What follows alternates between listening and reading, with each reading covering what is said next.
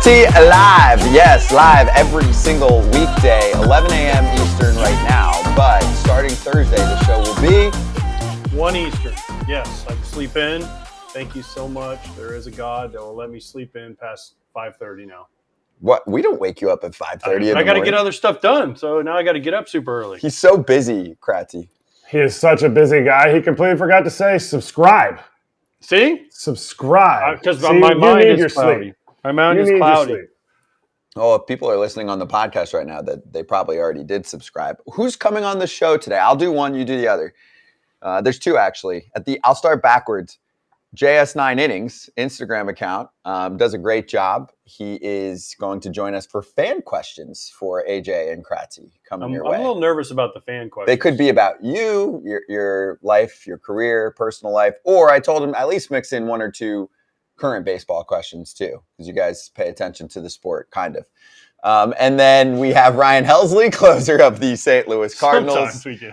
And lastly, joining us is the man, the myth, the legend, the Hawk.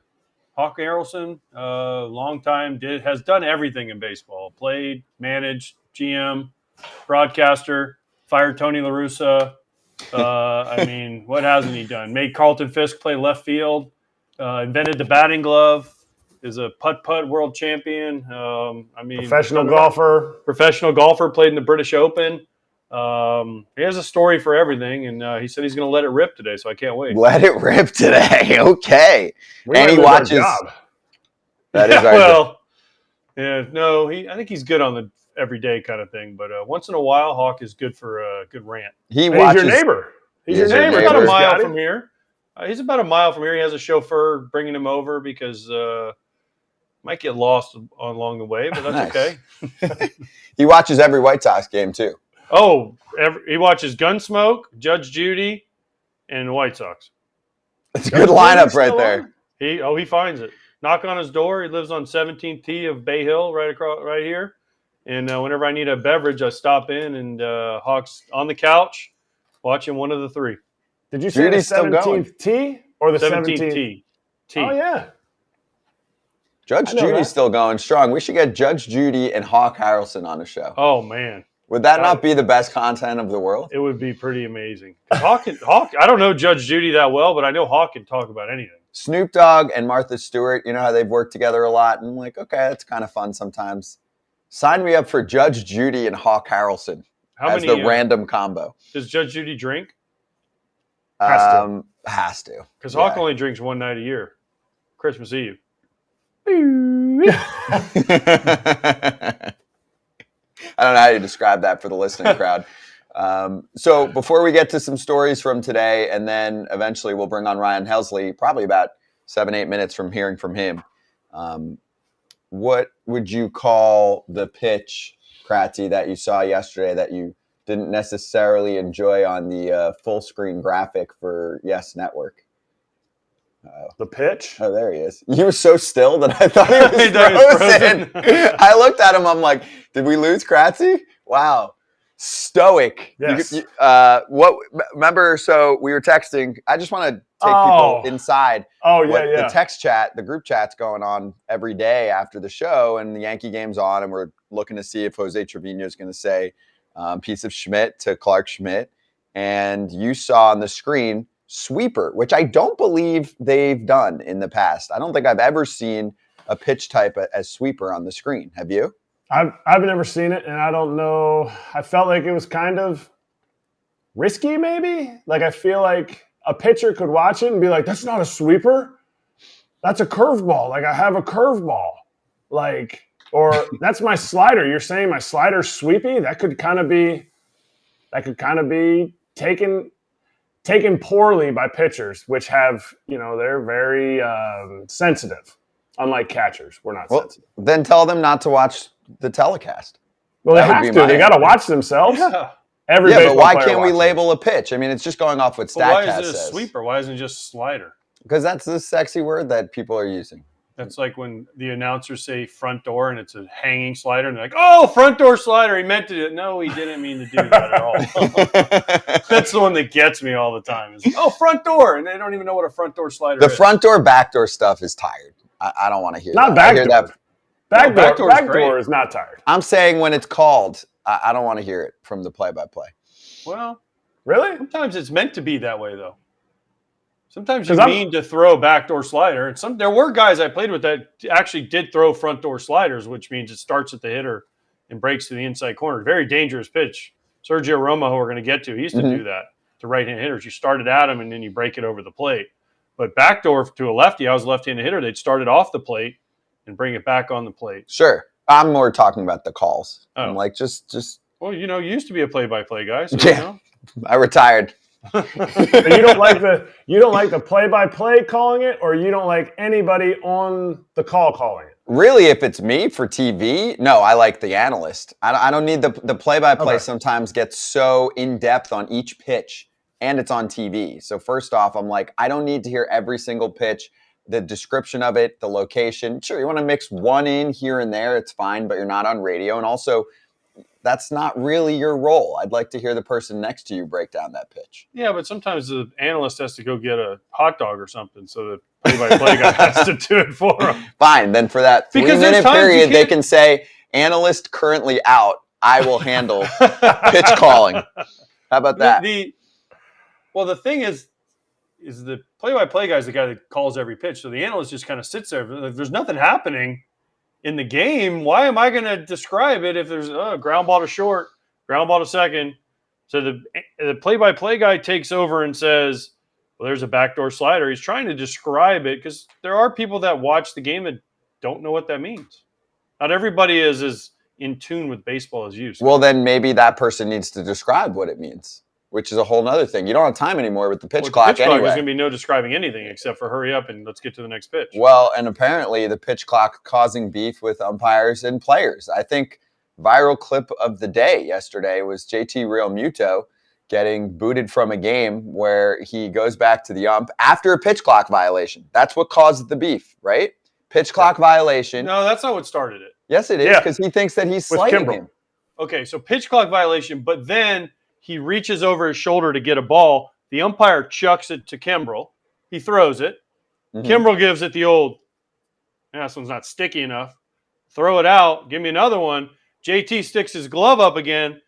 Doesn't come in right away. So he's thinking, oh, he threw it back. He drops his glove. The umpire tries to put it in his glove. Heave ho. See you later, JT. Enjoy the showers. See you in Dallas next week or this weekend. And he did that, don't you think, because he thought that JT didn't like the pitch clock violation? The umpire oversensitive. I think, Krause, didn't you say you played with him or you caught in front of this guy? Yeah. But oversensitive. I mean, calm down. First of all, it's spring training.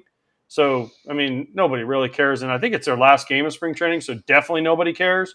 But JT's just out there trying not to get hurt. He's not trying to show anybody up. And the best part was when he walked off the field and the fans were giving him a standing ovation. He was like, Scott at Ultra 2023 with his fist. So, I don't know. Bad umpiring. Who's the umpire? Randy. Actually, you know what? I really like that idea is when we refer to umpire situations throughout the year, which I'm sure we'll have plenty, and we will have umps on to talk through it with us sometimes. Well, retired umps because we can't have real umps. Obviously, real umps are going to hate us. Do we? No, not true. That's not true. Why would they hate us? We defend because sometimes we're going to call them out. So? They have good personalities. As long as they're not as sensitive as these pitchers that don't like their sliders being called sweepers. But I do like Kratzy's ideas. Sometimes we don't need the last name, just the first name. Yeah, it's Randy. I played with a guy, his name was Juan Salas. And he said, I asked him, I was like, Juan, do you know any of, he's actually the father of the prospect Salas catcher with the Padres. But anyway, I said, Juan, do you know any of the umpires' names? He said, let me tell you what I say. He said, I call them all Tim. And I was like, Tim, why? He said, because when a Latin guy says Tim, it makes it sound like you know what they're saying. I can't say Yim. I can't say Yeri. So I call them all Tim. Everyone's Tim. Everyone's Tim. All right. Every umpire was Tim. I would have been like, dude, I'm not Tim. In response to the JT Realmuto story, I know Kratz was never kicked out in spring training because in the 8th inning when Kratz would come in, and Scott Merkin tweeted this, so I have to tell this story because it's a great story and I think it's funny. Scott might not think it's funny, but Joe West heave-hoed me in spring training. It was my last spring training, 2016 at Disney World right here. Brian McCann was hitting, and we were on ESPN, and it was a night game. Or no, yeah, it might have been afternoon. I don't remember, but it was a game on ESPN, so it was taking forever already. And Joe West was being Joe West, and he had a super tight strike zone. Tanaka's strike zone was like this big. Can barely get on the screen. It was like this big. And Mike Foltynewicz, who was pitching for us, was this big. And I'm catching, it's about the 4th, 5th inning. Brian McCann comes up, 2-0, fastball, ball from Joe. Joe's tired. Okay, Joe, come on, man. We need this to hurry up because we're going to be here all night. It's already 10:30 and we're in the 4th inning. 3-0, ball. McCann reaches down to take off his equipment. And I'm like, Joe, what the fuck? We are going to be here all night. Can you call strikes? He goes, you want that to be a strike? Yes, Joe, please. And McCann now is laughing. He's covering his face with his hands, trying not to laugh. And Joe goes, you know what? Just get out of here. Excuse me, Joe? Yep. And he gets up and he waddles over to Freddie Gonzalez in the dugout and he just looks at him and goes, you need a new catcher. And Freddie says, why? He's not hurt. What happened? He's not playing nice in the sandbox. He has to go. And I'm like, thank you, Joe. He's like, yeah, go. You're done. I go, great. I go, I live 15 minutes from here. I go, by the time we get to the next inning, I'll be home with my feet on the couch watching you screw this game up. So I walked off happy. And as I'm leaving, I waved to him because at Disney you had to walk. And I was like, bye, Joe. So the next game he had home plate. He was all sweaty. Well, at Disney, the umpires parked in left center field. And he would walk right from home plate with all his gear on, right out to left center field, right through the gate to the parking lot. Told the groundskeeper, do not open the gate. Lock it and do not let him out. So the game's over. He's standing on the wall, banging on it, full gear. Let me out. Open the freaking door. For like 15 minutes, I told him, no matter what he says, you don't open. You make him walk because then he had to walk all the way back around through the stands and walk out. So here he comes. I'm going to get Brzezinski. Next day we see him like, Joe, how was your day? Screw you. You screwed me. I couldn't walk out the gate. I know that was you. I was like, yeah, Joe, paybacks are a bitch. Well, now he lives nearby. Now he lives right down the street. Great, he'll be next after we get Hawk. Hey, let's bring in Ryan Helsley, St. Louis Cardinals closer, joining us right now on FT Live. And Ryan, I either apologize or maybe you're happy to hear that story from AJ. And how you doing? We're excited to have you on throughout the season. I'll start in a fun way. Have you ever been thrown out of any game in your life? No, I fouled out of a basketball game once in high school. That's about as close as I've gotten to being kicked out of anything. Come on, you gotta get fired up. 9th inning, game's in the line, ump misses a call. Maybe not a save situation. Just go crazy one time. Throw some dirt or throw your glove up in the air. Do something to get kicked out. It's fun every once in a while. Yeah, your story is pretty good. It's always fun to hear guys' stories and hear kind of the details that you don't really see, every day. So that was good. Did you see the Realmuto thing from yesterday where, there was the pitch clock violation, then he puts the glove back and he goes like this and it looked like, I think, some people had the gif where it's like, it looked like, too slow. Yeah, it was impeccable timing. I don't think you could have timed it any better, even if you were watching the umpire yourself. I mean, I don't understand that. I mean, like you guys said, it was pretty bad call there. I mean, it's spring training. I don't really understand that call there. Ryan, you ready to go for the regular season? You have 2 more days. You guys are locked and loaded. You're going to be the closer this year, throwing 104 out of the bullpen. You ready to go? Yeah, I'm excited. I had a good spring. It was fun down there in Florida. We got a really good team. I'm excited to see, what we can do this year. And brought in young Jordan Walker, too, so he'll be fun and, get the crowd buzzing. Got a young prospect in there. So should be a lot of fun. We got a lot of guys back this year and should be all healthy and ready to roll. Speaking of young prospects, congrats on the baby. How's that going? And how does that change? Did you get any extra dad strength? Are we going to see like Jordan Hicks looking up at your velo and be like, dang, how did he get such an uptick? Well, yeah, after I had the baby last year, that's when I hit 104. So I mean, we'll see if I still got some more in the tank, to tick up. But it's been fun, man. Being a dad's awesome. You definitely realize, what really matters in life, and it's been fun to watch her grow and see all the milestones she's hit and stuff, and it's been fun. So where did the velo come from? Because you were a starter in the minor leagues, you started in college, and now you're a closer, and you just now all of a sudden you're like, well, I'm going to throw 103 miles an hour today. Where did it come from? Can you explain? Was there a process, or did it just kind of come out of nowhere when you went to the bullpen? Yeah, it was kind of just gradual. I mean, my freshman year of college, I was topping out at 94, and then my sophomore year was 97. Got drafted in 15. My first outing in pro ball, I hit 98, and then the next year in 16, when I was starting, I hit 100 for the first time late in the year, and then 17 and 18 would hit 100 a few times, not too much as a starter, and then 19, my debut, I actually hit 102 coming out of the bullpen, and then last year in 22 just upticked even a little more. So I think it's just kind of growing a little bit, getting better at pitching and learning how to use my body, and being able to get more out of my body while doing less, if that makes sense, and just kind of progressing, just always trying to get better. I love it. Just 102, no big deal. That was 100. I was 101, 102. Now I'm 104. Just uptick. Don't sneak. He said he gets to use his body. This is a big boy. Like don't sneak on anybody who hasn't seen Ryan Helsley on the mound. 230. Are you still 230, 235 plus? Yeah, right around there, 230, 235, yeah. Yeah, so it's a big boy coming at you. And I talked to I won't say who it was, but a very significant hitter in the NL Central, and he said, you are suffocating on the mound. Like, do you feel like you're suffocating on the mound? Do you feel like when you get out there, you're like, dang, I'm a beast? Or are you like, oh man, I hope I do good because I can throw it really hard? No, yeah, in a sense, I think you got to have that attitude, especially coming out in the ninth or in the back end, because usually you're facing 2, 3, 4 hitters night in and night out. So you kind of got to have that mental edge with yourself, I mean, you got to go out there and be able to take care of business and, get after guys. Because if you have that scared mentality out there, they can sniff that out at the plate and they're going to eat you alive, especially in the big leagues.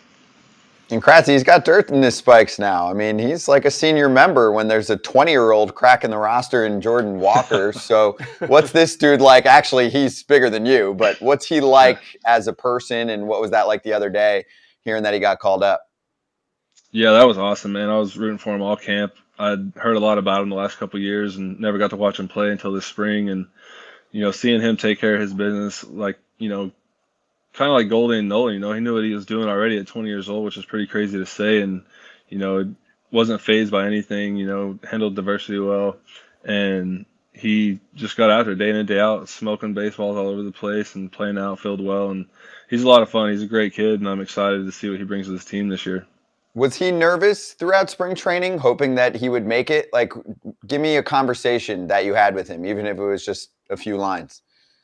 Yeah, I don't think so, honestly. I think he came into it, really well mentally. It's kind of like if it happens, it happens, and if it doesn't, it doesn't. He just came in there and was like, I'm going to show what I'm capable of, and, kind of forced their hand, in which he did. And he's kind of a quiet kid, which I probably would be too if I was 20 years old and, in a locker room with guys like Goldie and Nolan and Wayno and stuff like that. I'd just sit back and learn, and he's been a great job and a great teammate thus far. How do you go from how your season ended last year, like talking about learning and like watching these guys, to spring training games where you're like, we were just in the playoffs, and now you're like trying to lock into a spring training game? Like, how is that mentally for you, especially as a closer? Like, you're probably throwing what, Right. First out of the bullpen?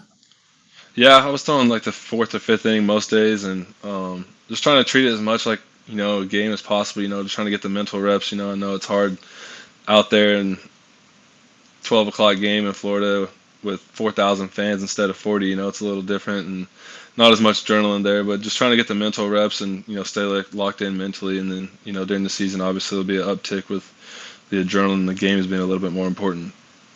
Ryan, you went to arbitration with the Cardinals this year. How was that? We had Corbin Burns on here, and he went off on the Brewers saying how bad it was. And I saw some quotes from you about how terrible it was.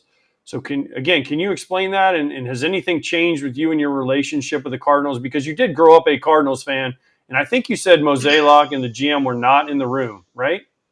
Yeah, they were not in there. Yeah, it was a weird experience. My team did a great job of informing me kind of what it would be like and kind of the gist of what they would say about me and things like that. So I kind of knew what was going to happen, but it's pretty crazy how they, your employers talks bad about you, and then right after, they want to be best friends and, act like nothing ever happened. And it's a pretty crazy experience. And, I think there's a better way to go about it. I don't know what that is, but, to have them go in there and kind of talk bad about the year I had, felt like I did some pretty good things last year, and they still find ways to kind of tell you stink. So that's kind of tough to hear sometimes. What did they say? What was one thing that they said? Because I'm looking at your Baseball Reference page, and I don't really know what they could pick out. Yeah, they tried to use some injury stuff against me. Had COVID in 20, and just saying like I didn't have enough holds and saves and stuff like that. But they'll pull out any tricks and everything, to kind of help their side. Isn't it funny how holds don't matter until you're getting saves, and then when you're getting saves, saves don't matter. It's only holds. Yeah, it's amazing how they can flip flop all the stats. Or this doesn't really matter because you're going to make more if we count this one. Then the next guy comes in, they're like, "What? He was good at saves, but not holds. This guy gets saves." It's like crazy how the teams. But remember, I liked your quote where you said, "I'll remember this and I'll use it to my advantage." So if you have to go again, now you know their tricks. See, right. You could say, well, okay, they like these better. I want these instead of these. And I remember, I think it was Josh Hader, right, who came out after with the Brewers and said, I'm not doing multiple inning saves anymore because the Brewers don't value him. And then he got traded. So I guess it didn't work out for anybody. Life's good for him. He's in San Diego. He's on an amazing team, so that's fine. It's just Corbin Burns said they told him in arbitration, your team, we didn't make the playoffs because you had like a few bad starts. I was like, what?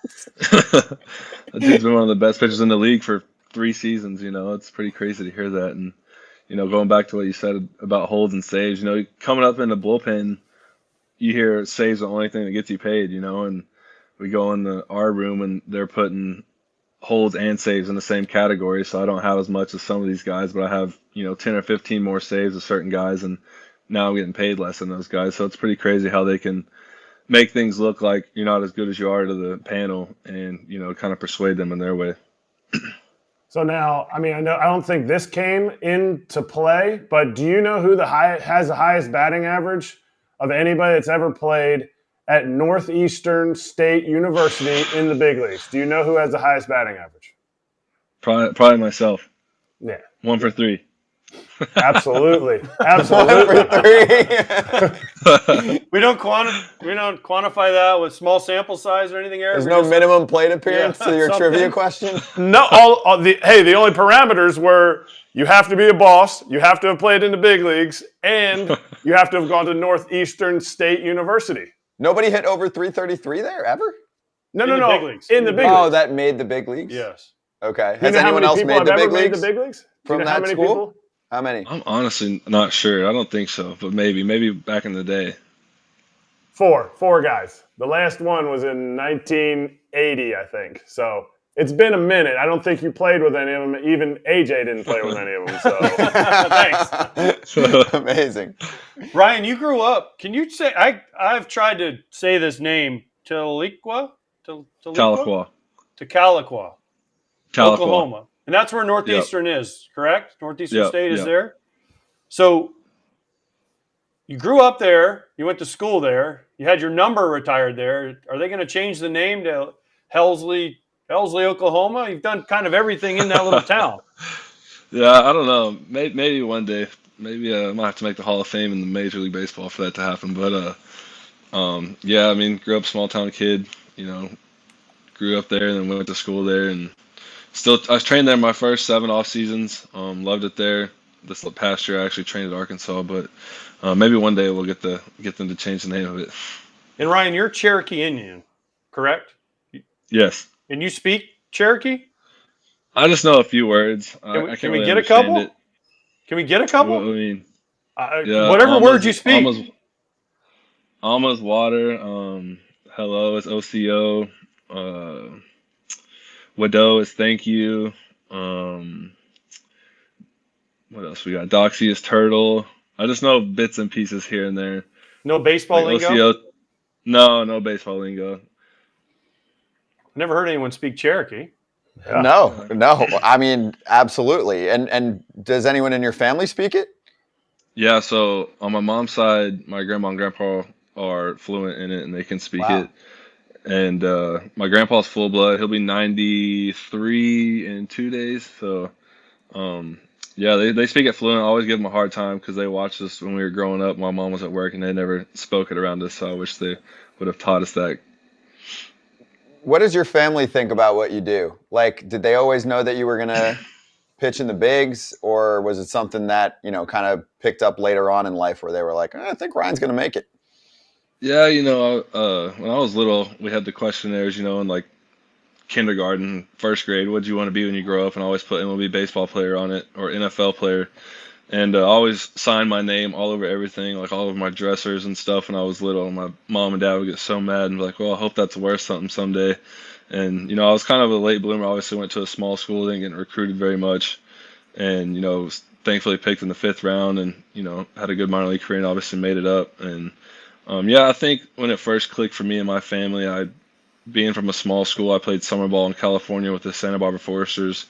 And there was, I don't know, 40 guys on the team, and I think 37 of them were from big-time schools like Arizona State, Texas, Rice, just these blue blood schools. And so that was kind of a wake-up call for me and, kind of an opportunity for me to go out there and prove myself. And I think that was probably the first time it kind of clicked. How'd you get out there? Can we get a Kratz at Santa Barbara Foresters? Yeah, I don't think I have one of those. I wasn't invited. How did you get out there? How did you get out to there from Northeastern? My head coach at the time, I guess, had a connection with Bill Pintard somehow, and he was like, I talked him into getting you on the summer ball team, and I didn't want to go play at first. I just wanted to stay home and hang out, because I wasn't really thinking pro ball at the time. And, my head coach talked it into me and was like, hey, this is a good opportunity for you. I think you need to go out there and kind of prove to yourself how good you really are. And, I didn't dominate or anything like that, but I had some decent success out there at times. And drove out there 7 hours and stayed for 2 months, and had a blast. Hey, Ryan, what's your entrance song? Is it the same as last year? And how did you come up with it? Yeah, I think it'll still be the same unless the media wants to change it or do something with it. But it came about in 2019 during Players Weekend. I had like the nickname on the back as Hell's Bells, and I hadn't picked up a walk-up song until that day, and they actually chose it for me when I came out of the bullpen, and it was Hell's Bells, and it just stuck ever since. And this past year, later in the year, they came up to me and were like, hey, we want to do some stuff with the lights and maybe flash them, turn them off when you come in. Is that okay? Like, will it bother you? And I was like, yeah, do whatever you want. I'm dialed in on the game. I'm not really paying attention to what else is going on, and focused on who I'm about to face. And I said that, and then they turned off the lights, and it got me hyped up even a little more, and had to take a couple extra seconds before I threw the first pitch. I felt like I was about to, lift off the ground. I was so amped up. So, but it's a lot of fun in there. The place goes nuts. It's a sick setting for sure. Ryan, you know who had Hell's Bells? You know, right? So? Yeah. I don't know. I feel like it might be like trademark infringement a little bit. You don't retire a what? Dude, no one's coming in to enter Sandman anytime soon. They might. That would be some balls to come in and enter Sandman. I mean, I'm giving Ryan credit for having some balls to come into Hell's Bells right They now. gave it to him. He just said. I know, but I would kind of be like, once I got the closer job, I'd be like, there's got to be another song with Hell something in it. I think it's cool. Highway to Hell or something. Has anyone ever said like, oh, you're taken from another, legendary closer or whatever? Or if I was you, I'd be like, screw it. It's not being played Enter Sandman? Same thing with Mo. He can call me if he's got a problem with it. Tell him to call me. Trevor, I don't think Trevor's going to call him. Why not? Trevor's a nice dude. Trevor's great. He's a great guy. I guarantee you Trevor doesn't care. I've had some fans kind of say you shouldn't be using that, because obviously Trevor's one of the best to ever do it. But I think if that was me, I think it was cool, to have a younger player in today's game, kind of use my walkout and, if anything, I think it's kind of in honor of him and kind of what he does and motivation for me to kind of do what he does or do what he did. You got to get the changeup going, though. You can't be throwing 104 because Trevor was like 88 with like a like a 60 I might need to get him on the changeup. phone. Yeah. Have you ever spoken to Teach Trevor? me a few things. No, never directly, no. So his entrance in San Diego was I know Mariano in New York and Gagne when he came in, and then we have Timmy Trumpets with Diaz.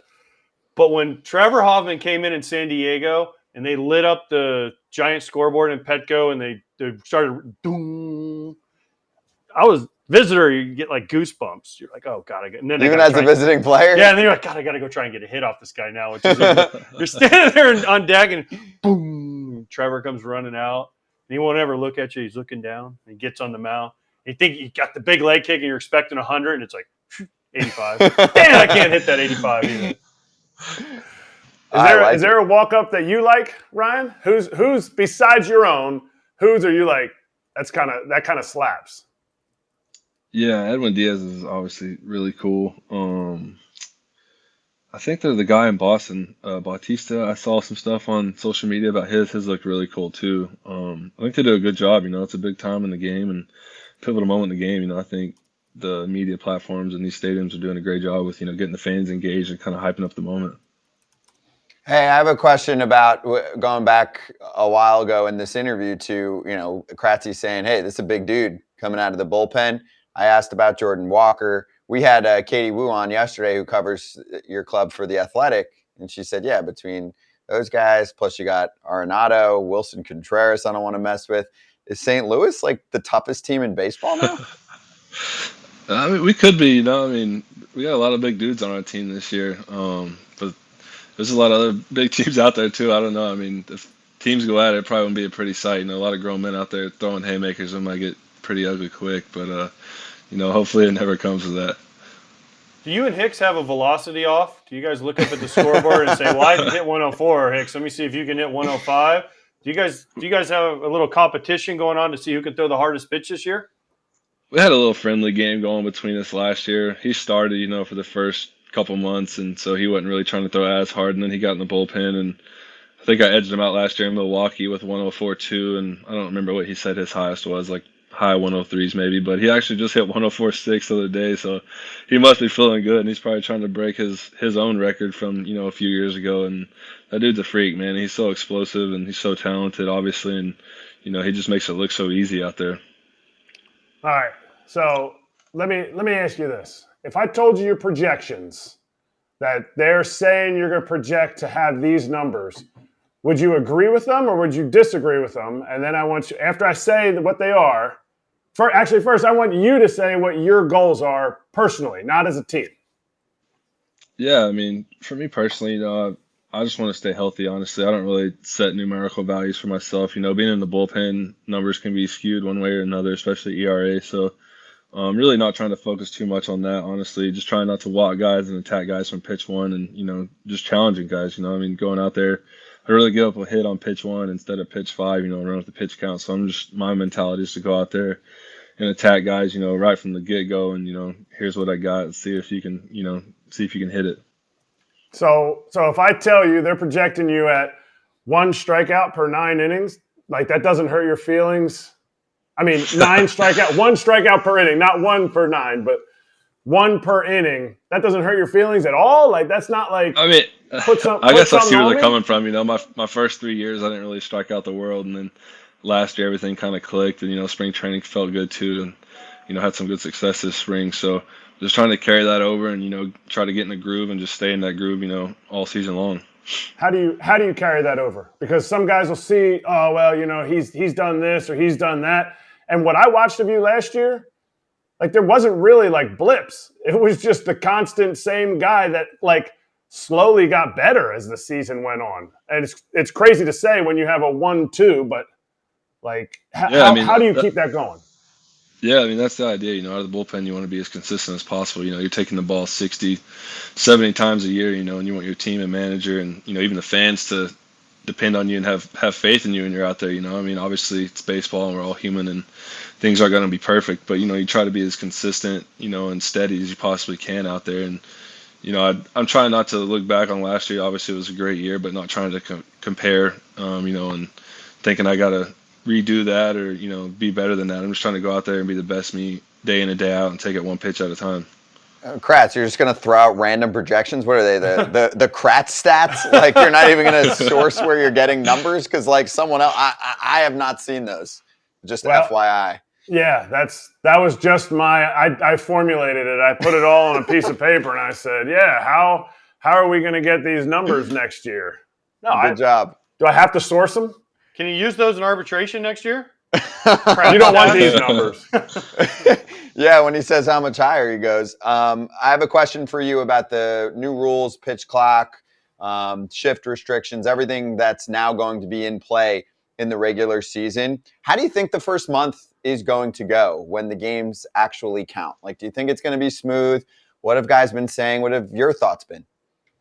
Yeah, I definitely think it's going to feel fast to some bullpen guys. Maybe not starters so much because it's easier to get in the groove and, you have more time to kind of get a feel for things. But, when these games start to matter and get more important, I think it's still going to be an adjustment period this first month. I don't mind the shift or the bigger bases. I understand why they did those, trying to get more hits and things like that, which is fine. But, yeah, the pitch clock is definitely going to be an adjustment. I had a few violations this spring.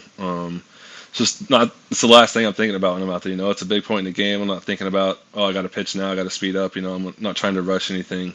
That's been a learning curve for me this spring. And, so I will definitely be paying attention to that here early on. That would have been the perfect time for him to complain during a pitch clock violation in spring training. Ryan, can you explain this? If you get a pitch clock violation, does it go on your pitch count? I don't think so. On the box score, because it's a ball or a strike. But if you strike a guy out, you get a strikeout, even though he never threw a pitch. Yeah, right? Because like an intentional walk counts as 4, even though you didn't throw any pitches. I don't know. Something to You're ponder. saying statistically, does it count as a pitch? Yes. That's a good question. I haven't been paying close enough attention. Ask Mike Maddox out when you see him. When he comes up to you next time, he puts his arm on your shoulder when he comes out. Because every time, if you notice, Mike Maddox comes to the mound, he touches the guy.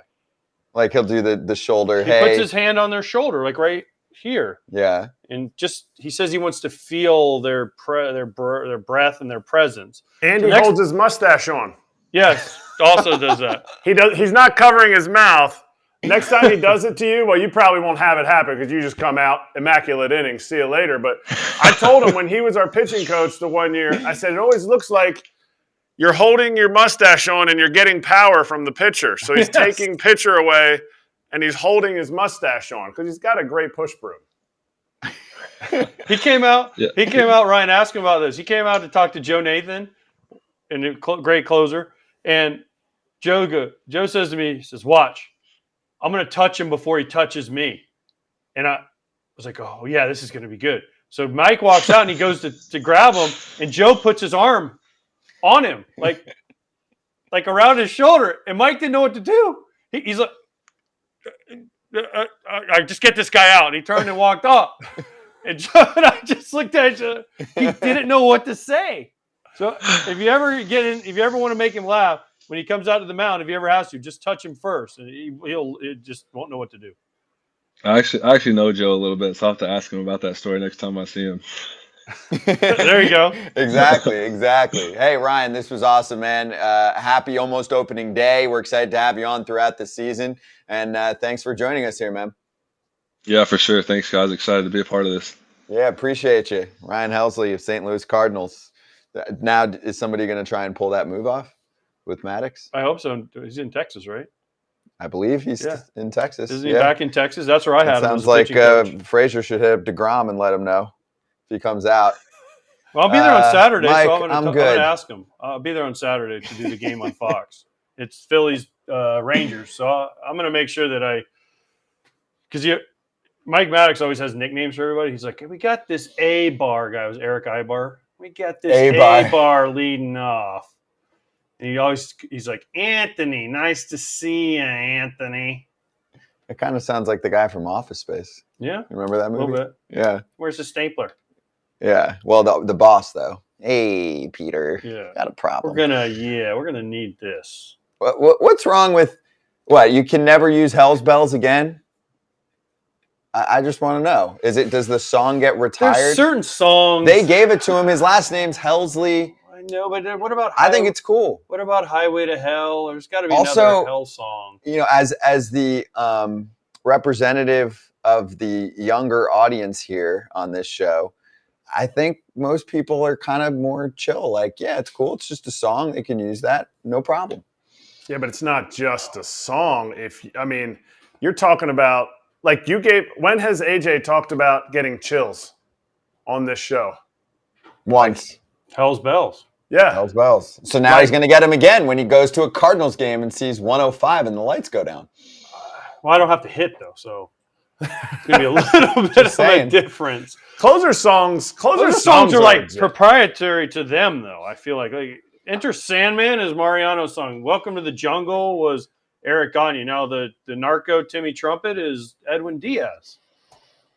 They kind of take ownership of them, and I don't know how I feel about it. I kind of feel like that might not be the answer. I don't know.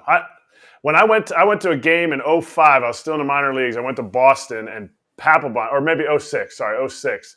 Papelbon was coming out of the bullpen, and he wasn't like an established closer at the time, but he was blowing cheese, and he was doing well. And he came out to Let the Bodies Hit the Floor. And you know the beginning of it where it's like, let the bodies hit the floor, let the bodies. And then he opens the door as soon as it goes, Flah! And it was like, I still get chills thinking about it. And like, this dude, like, I didn't really even know who he was at the time. So Rally Monkey had Down with the Sickness from Disturbed. Yeah. That was the song. Who was that? Brandon Donnelly? No, it was the Rally Monkey. Oh, it just was the Rally Monkey. It wasn't for a closer? It was the Rally Monkey. You remember the Rally Monkey? Yeah, we were there we were there when they first brought it out, and they played that song, and everyone says, what the hell is this thing on the scoreboard? They came back and beat us, and then in 2002 they won the World Series, beat us in the playoffs. I hate that damn song. I like Disturbed, but I hate that damn song. I like the Rally Monkey. The Rally Monkey's hilarious. Okay, so our next guest is going to be joining us in just a few minutes, Hawk Harrelson. So while we get ready for him, let's show you some of the best of guys getting called up for opening day rosters. Some of those rookies that are making their debut in the next couple of days because, you know, now it's a thing. You can basically make a show out of it because everybody's got a video for us. So the best that we saw from the last few days, yeah, they're good. How are you? Good. What's happening? Just close the door here.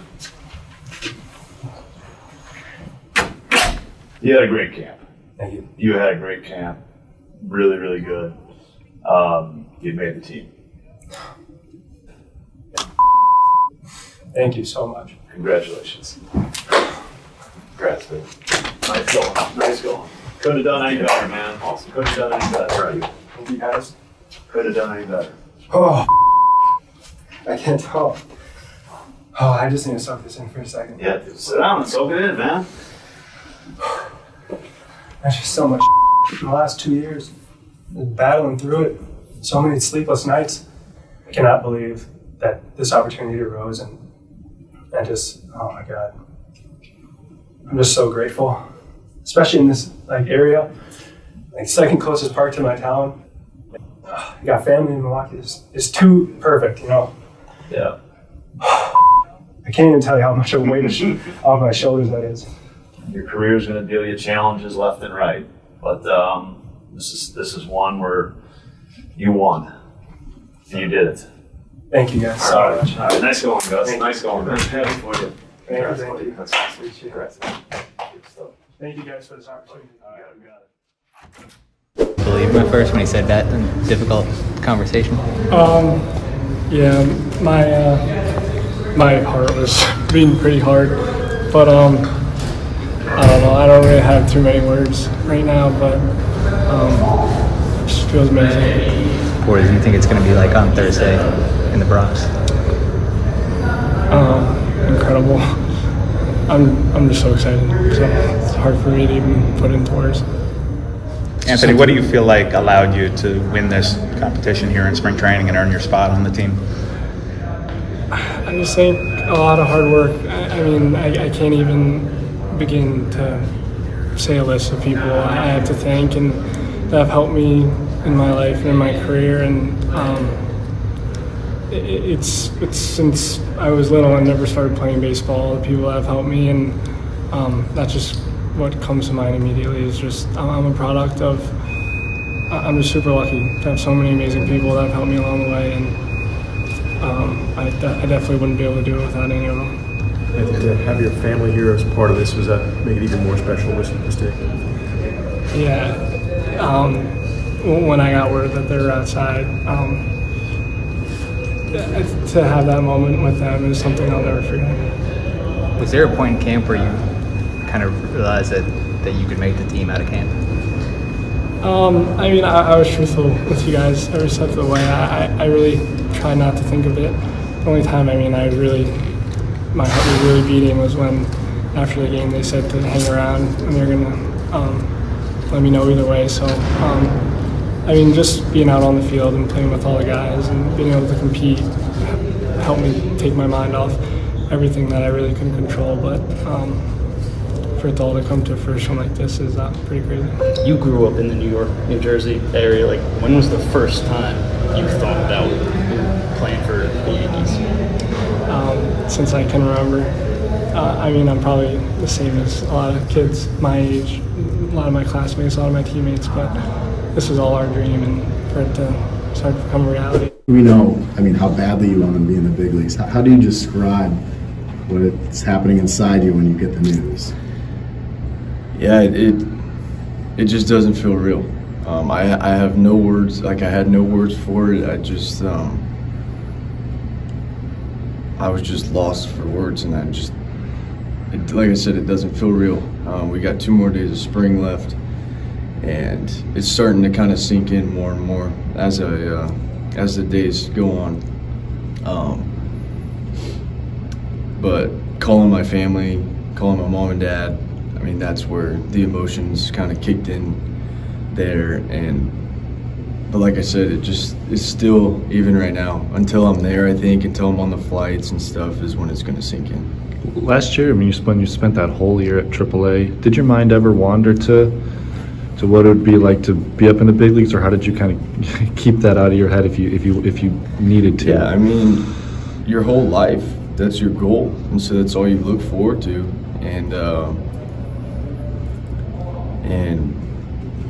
of course you look at it and you try to, what is it like, what is it going to be like, all that stuff. But now I got the news, and it's going to be reality of it, and it's time to keep going, and it's baseball, so keep playing hard and control what I can control. What advice did your dad give you? He's been through getting this news before. Yeah.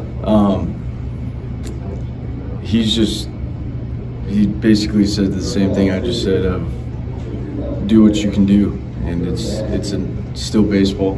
You still have to play hard. You still have to respect your teammates. You still have to do all that stuff and work hard, and he's like, you accomplish your goal, but there's other goals you want to accomplish, and just keep going after them and keep chasing them. Hey, look who's joining us right now, live on Foul Territory. It's Hawk Harrelson, the great, legendary. No, leave them on. Wait, why? Why are we taking those off? Yeah. You want the sunglasses on or off? Hawk in the house, a neighbor of ours, and our first guest inside the studio. Yeah. He's here. Look, I'm touching him, and he's like really here. It's a real person. Yeah, you're doing the Maddox.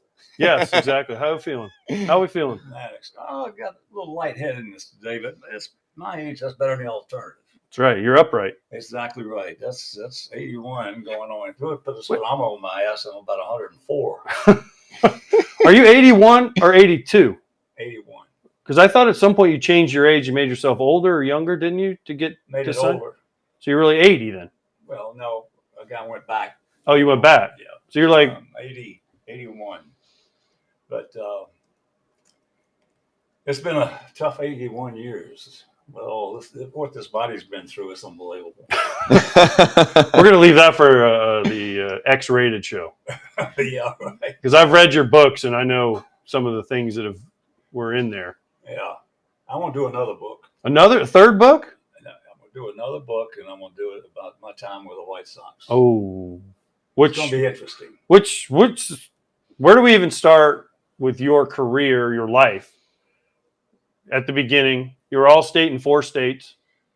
Well, I hold was on. voted one of the top 10 high school basketball players in the nation.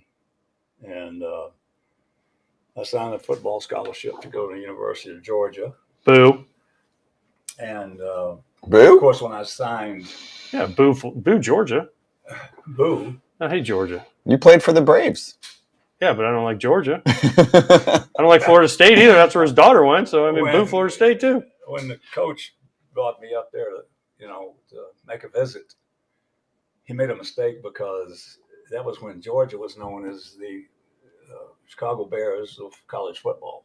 You could beat them score-wise, but they're going to beat the hell out of you physically. So he took me out to practice, and I'm watching him practice, and it was a hot day, and his line averaged about 270. And they're just beating the hell out of each other. And I'm thinking to myself, Coach, Wally Butts was his name. I said, Coach, you just made a big mistake. There's no way I'm going to play college football.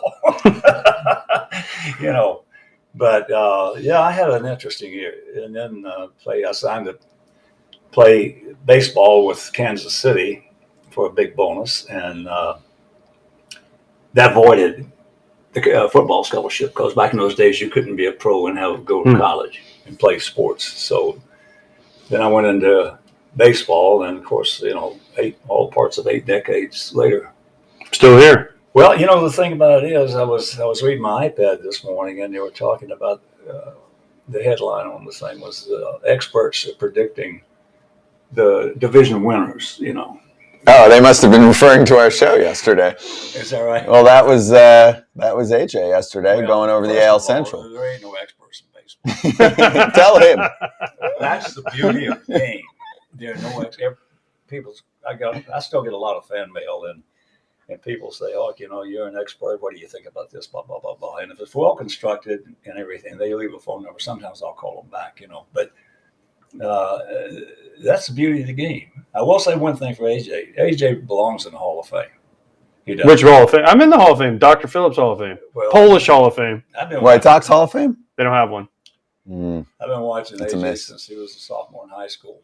Dr. Phillips, and I will say it. Even though he's sitting here, I'm played for a lot of managers and played with a lot of ball players.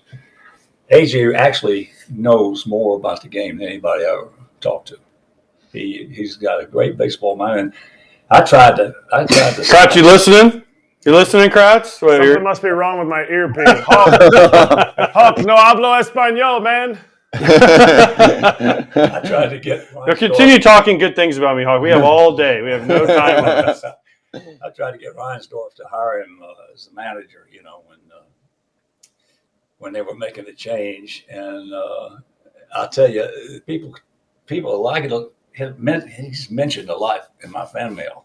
Is AJ as smart as you say he is? And he is. I used to say when we were playing Minnesota, when he was playing with the Twins, he was the most dangerous guy on that club because he pitched our guys exactly. Of course, he has a staff that had some good control, but he pitched our guys exactly the way they were supposed to be pitched, and that's why they beat us all the time. And today you got guys, they're getting help in the clubhouse now with this ear stuff. That's unbelievable. Yeah. What's going on in baseball today. I really am glad about the pitch clock because, as you know, Gabby Hartnett was a Hall of Fame catcher, and he was one of the coaches on the Kansas City team. And we were sitting on a plane one day, and I asked him, I said, Gabby, what's the first criteria or first responsibility for a catcher and a major league pitcher? He said, first responsibility is get him in a rhythm. It might take a couple of innings, but get him in a rhythm and keep him there. Get the ball back to him, Hold on, I don't want to miss this. And he said, get him in a rhythm, keep him in there. So you got guys out there today, they're taking, 20, 30 seconds in between pitches. And that stuff just doesn't work. Plus, it bores you as an announcer. Of course, everybody. 20, 30. I thought you were going to say 40, 50 between pitches. Well, some guys do, but that's, a good example. The opposite side of that page is Mark Burley. Mark Burley never in his whole career shook off one sign from a catcher. Not true. He did to me once. Once? He took a line drive off his forehead and he never did it again. On that one pitch? Yes. Hold on. Hold on. So I keep losing Hawk's mic here. Move up. Move up. He's got to move this way because it's stretched tight. He didn't, you know, when There we go. they asked me to go over and look at him when we first signed him, and I went over and watched him pitch 3 innings in spring training, and I'm saying to myself, this guy don't have shit. He don't throw hard. He's got a little spinner for a slider, a little spinner for a curveball. Meanwhile, he's probably going to go in the Hall of Fame, you know. And but there are no experts in the game. That's why it's the beauty of the game. It's not played against the clock. When you're on offense, the other team controls the ball, and that's the only sport. You know, I played them all, and the toughest sport that I've never played, that I've been watching a lot. My wife plays tennis a lot. Now, she's got me hooked on tennis. I don't see how those guys do it. They run more in one set than we would run in 2 weeks. Baseball player. I mean, and golf is a tougher sport than baseball as well. It's easy to hit a 100-mile-an-hour fastball if you're looking for it. Now, if you're not looking for it, if you just go up there and just looking for the ball, you know, Nolan Ryan's going to blow your behind away. Mm-hmm. You know, it's just that simple. And then I saw this guy, Jordan somebody. He hit 105 yesterday. Jordan Hicks. No, or the guy from the what's the guy's name for the Angels? Ohtani? No, the guy, the Ohtani? bullpen, the young kid bullpen guy from Tennessee that was No, 100. not Kenny Joyce. Not Joyce. Joyce. Yeah. Ben Joyce. Ben Joyce was Yeah. 106, wasn't he? Was he? Yeah, for the 105. Angels. Well, again, it doesn't make any difference. You still, Ted Williams really helped me turn my career around. I was playing with the Red Sox. He's watching us hit one day, and so after I took my round of BP and came back in, he said, "Come here, Hawk." He says, "You got some of the strongest hands I've ever seen on the bat, but you don't know what the hell you're doing." I said, "What are you talking about, Ted? I'm having a pretty good year." He said, "I know it." He said, "But you don't know what you're doing." He said, "When you step in that batter's box, you better have a sense of control." He said, "Because if you don't have it, that guy 60 feet, 6 inches away is probably going to have it." He said, "And what you got to do is you got to try to force the action, control the action a little bit by moving around in that box." Because I used to stand in that box exactly the same place against a hard-throwing right-hander or a soft-tossing left-hander. And that doesn't even make any sense. So Jim Palmer was a good example. I couldn't hit him with a tennis racket because I stood off the plate and back in the box. And finally, I moved up on top of the plate and up in front of the box. And after I did that, he couldn't get me out. And why? Because it was a sense of control here. And that's the beauty of the game. And Ted moved around in the box. And Ted, probably, certainly in the category of maybe the greatest hitter that ever lived. And one of the reasons why, but after he told me that and I started moving around, I almost wanted a Triple Crown. If I didn't get hemorrhoids. Those damn hemorrhoids. That's right. How often do you hear that? I would have won the Triple Crown I got with the those damn hemorrhoids. Yeah, I was leading the league in hitting. I was leading the league in RBIs, and I was second in home runs to Frank Howard. Was that 68? Mm-hmm. And then when I got the hemorrhoids, I couldn't even sit down. Yeah, Yastrzemski used to pick me up, and I couldn't even sit in the car seat. I had to stoop down in the front seat there, and I just couldn't sleep or anything else. So I went. I still got the RBI thing, but I didn't. I wound up hitting like 7th or 8th in the league. What's your favorite story? Batting glove? Inventing the batting glove? Is it inventing the batting glove? Well, that was just, by accident. We were playing the Yankees, and I was platooning. I was a kid. And they had a hard-throwing right-hander named Jim Coates who was going to pitch that game. So Sammy Esposito and Gino Cimoli and Ted Boesfield and I went out and played golf. We played 27 holes that day. And then we went right to the ballpark after the 27 holes. And I was taking BP, and I had a blister right here on my ring finger. But I remembered I had my golf glove up in in the clubhouse.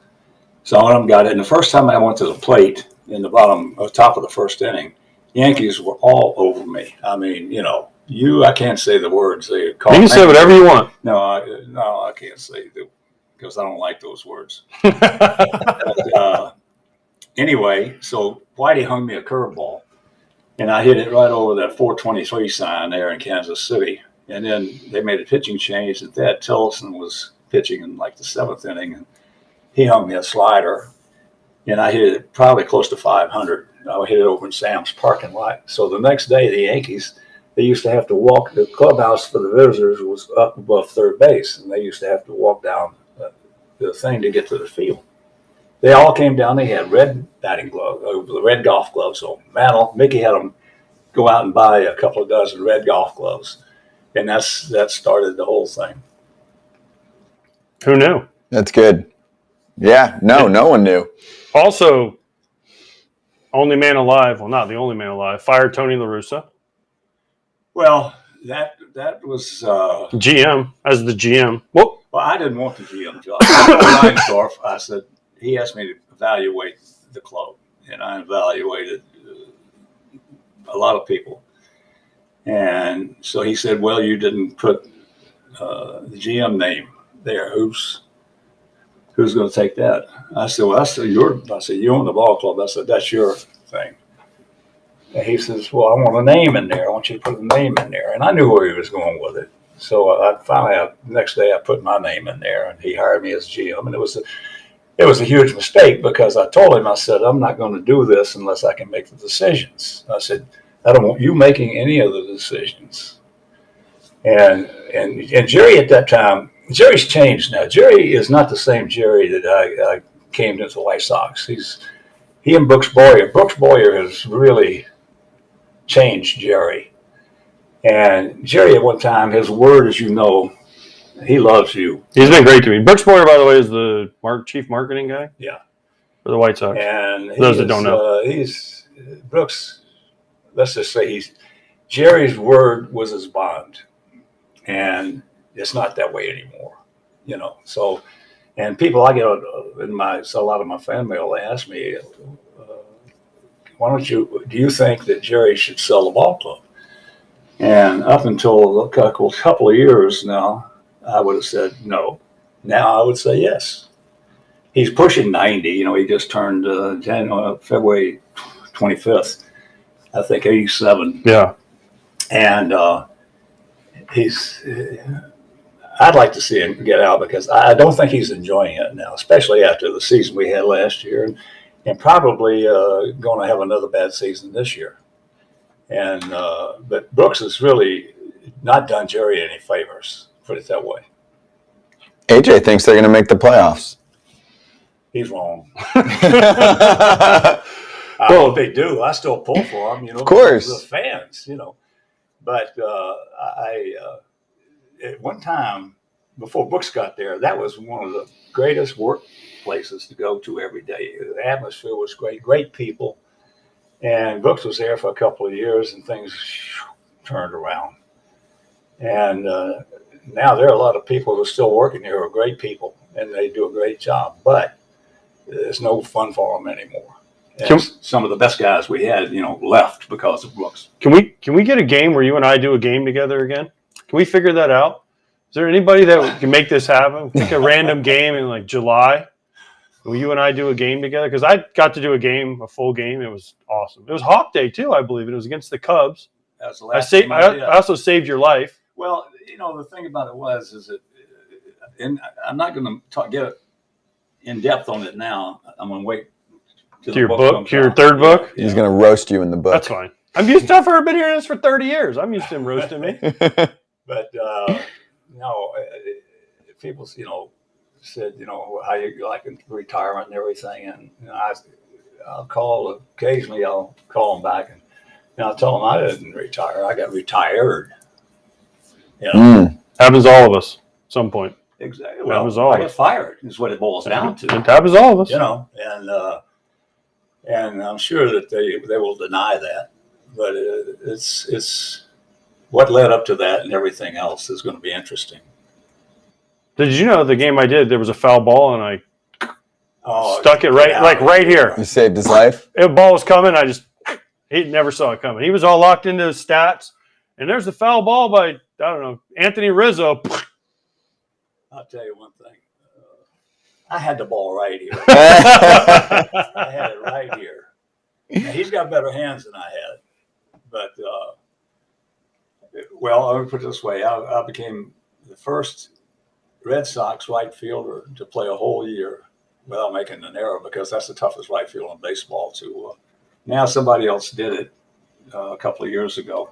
Mookie? Was it Mookie or Jackie? Oh, if Jackie was really, really Mookie. Those two guys, great. They're much better players than I was, that was the first year that I went airless out there that had a right fielder. Give us your prediction on I want the White Sox prediction first, and then I want who's going to win the World Series this year. Because I have to make predictions, and whatever you say, I might have to go. Well, and who's going to win the Central, even more importantly, too, for White Sox fans? Central, they got a great manager. Tito.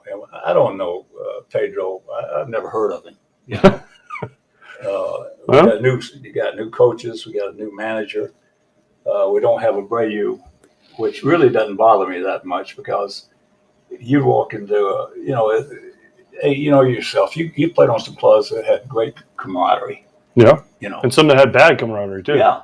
So you know the difference. But the point is that you walk in our clubhouse. So when I played, you walked in the clubhouse, you knew who won the game or lost the game.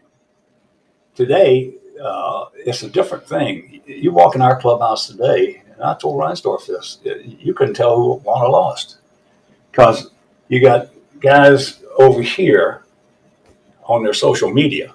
Social media has become a worse evil, so to speak, to me, because they take it out to the dugout with them a lot, and I would just absolutely love to see them get rid of Wi-Fi in the clubhouse. And they're not going to do that because the players would revolt. Yeah. And you'd have all the Latin. We have more Latin players on our roster than any team. And I'm very partial to blacks, and I'm very partial to Latins, because I know how tough it was, as you do.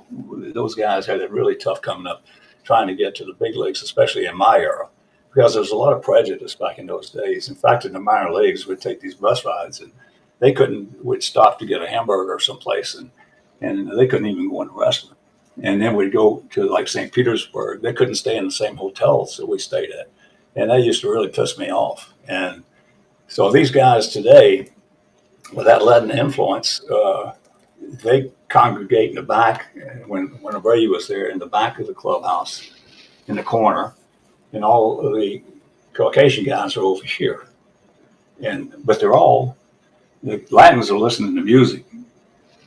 These guys are on the social media, And Scott, that's Scott. He's one of those guys. On my social media? You're the social media guy. Well, I think that, as I said, Manfred, there's been 10 commissioners in baseball, and I've been through 8 of them. Wow. The only 2 I missed were A.B. Happy Chandler and Kennesaw Mountain Landis. When I came in, Ford Frick was the commissioner, and I've gone through all of them except for the first 2. And Manfred, to me, is, it's like he's trying to reinvent the wheel. And the game really doesn't need reinventing. It's such a beautiful game as is. Now you can't put shifts on guys. That's ridiculous. Trying to tell. Managers today are having to manage a game on certain teams. They don't know. They don't know because they never played with those rules, that set of rules. And they're having to manage a game. I know Art Howe, when he was managing Oakland with Billy Beane, they talk about Billy Beane and all his, things. What they forget to mention, Mulder, Zito, and Hudson. I mean, I had to face those dudes. That's 60 wins right there. Those dudes are good. But he had to make. Now, Art didn't tell me this. One of the players did. I think it was Ray Fosse told me that. He had to call Billy Beane, because Billy Beane a lot of times didn't watch the games live. He went home and watched them on TV. And he had to call him to ask him if he could bunt, because that was when the no bunting and no stealing of the bases was in vogue. Moneyball. Yeah. I mean, it was crazy. Okay. White Sox this year. I want to hear you say it. White Sox are going to win the division. Cleveland's going to win the division. White Sox going to make a wild card. Hopefully. See, I'm not that dumb. I am. I'd say you're dumb. I wouldn't be surprised. I know, like many others, last season was a disaster for the White Sox. Dumpster fire last year. I was with 32 years with the White Sox. Mm-hmm. It was by far the worst year we ever had. Wow. And there was just no camaraderie. There was nothing. And even Abreu said it after he got traded to Houston. He said, we just weren't a team. We just were not a family. And even you said that when you came up there. Because that's one of the first things you look for as a veteran player. I don't judge a manager on wins and losses. I judge them on how hard they play. If they pop it up, do they bust their ass down the line, or do they just trot a few steps and then take a right turn? And if you get a team that busts their ass all the time and play hard, you got a good manager there. But I fired Tony because Tony was getting killed by the fans every time he stuck his head out of that dugout. I mean, they were just absolutely destroying him. And Tony turned out to be possibly certainly one of, maybe the greatest manager that ever lived. The only guy that won more games than he did was the old guy who owned the club way back when. A's guy, Connie Mack. Connie Mack. Yep. But he's like my iPhone. Yeah. But me too. Kratz has a question for you. And he wants your honest opinion. Are you mad that I have more career home runs than you do? Erik Kratz, the guy with the hat. Let him ask it. Well, he typed this in there. He said that I have more home runs than you. Are you mad about it? Does that hurt your feelings? You had about 3 or 4 more at bats than I had. Well, it doesn't matter. He didn't ask who you mad I had more at bats. He asked. The last 2 years I played before I broke my leg and dislocated my ankle. I did the same thing Tiger did in that thing. I broke my leg, dislocated my ankle. The last 2 years I played, I had 65 home runs and drove in over 200. It's good 10 years for me. But the only thing we actually home runs. What we always prided ourselves on was RBIs. Those don't matter anymore. Those don't care about those anymore. I know it. No, those don't matter. I'm telling you, that's what I'd rather have 100 RBIs than get 40 home runs. That's just the way it was. In fact, I had 3 league records. Venezuela broke the league record in home runs down there, which has since been toppled. And then in the Eastern League, I had 38 home runs and 138 RBIs in 140 games. But the thing is I was more proud of the 138 RBIs than I was for the 38 home runs. So the game is changed, as I said, to a degree, and it's even being changed more now by current management. And I think that you take the Latin element. Those kids, when they down in the islands, they don't know what analytics is. They don't know what swing angles are. They see ball, they hit ball. They have fun playing it. And you'll notice if you're watching TV, most people in the dugout who are laughing are Latins. They enjoy playing the game. You get our guys, and the money has, when I played baseball, the minimum salary was $6,000. Today it's $700,000. And I made more money my first 3 years in the big leagues playing golf, shooting pool, and arm wrestling than I did playing Major League Baseball. Yeah, it was just, in fact, and then when I became baseball's first free agent in 1967, when Finley got upset with me and released me, he released me in the midst of what they call the greatest pennant race going on, where you had the White Sox, Red Sox, Tigers, and Twins all within one game of each other with several weeks to go. And we had to beat Minnesota on a Saturday and Sunday. We had to beat Dean Chance and Jim Cott. And those 2 games, 2 Cy Young Award winners. And we did. When I say we did, Yaz did. Yaz went 7 for 8.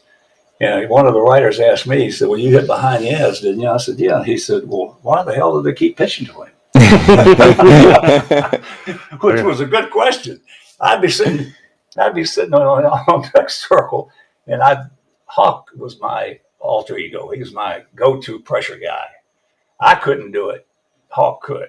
And so I'd say, okay, Hawk, let's get ready. They're going to go around the edge, and then boom, there's a double. Boom, there's a home run. And I'll never forget one of the most poignant moments in my sporting life. I had two of them. And we were playing the Cardinals in Fenway in the World Series, and they brought in a little left-hander named Joe Horner to pitch to him. And he was sneaky. Carl comes over to me, and he'd never faced him. He comes over to me. He says, "You know this guy?" I said, "Yeah." I said, "He's a foot quicker than he looks," because he came right out of his uniform this way.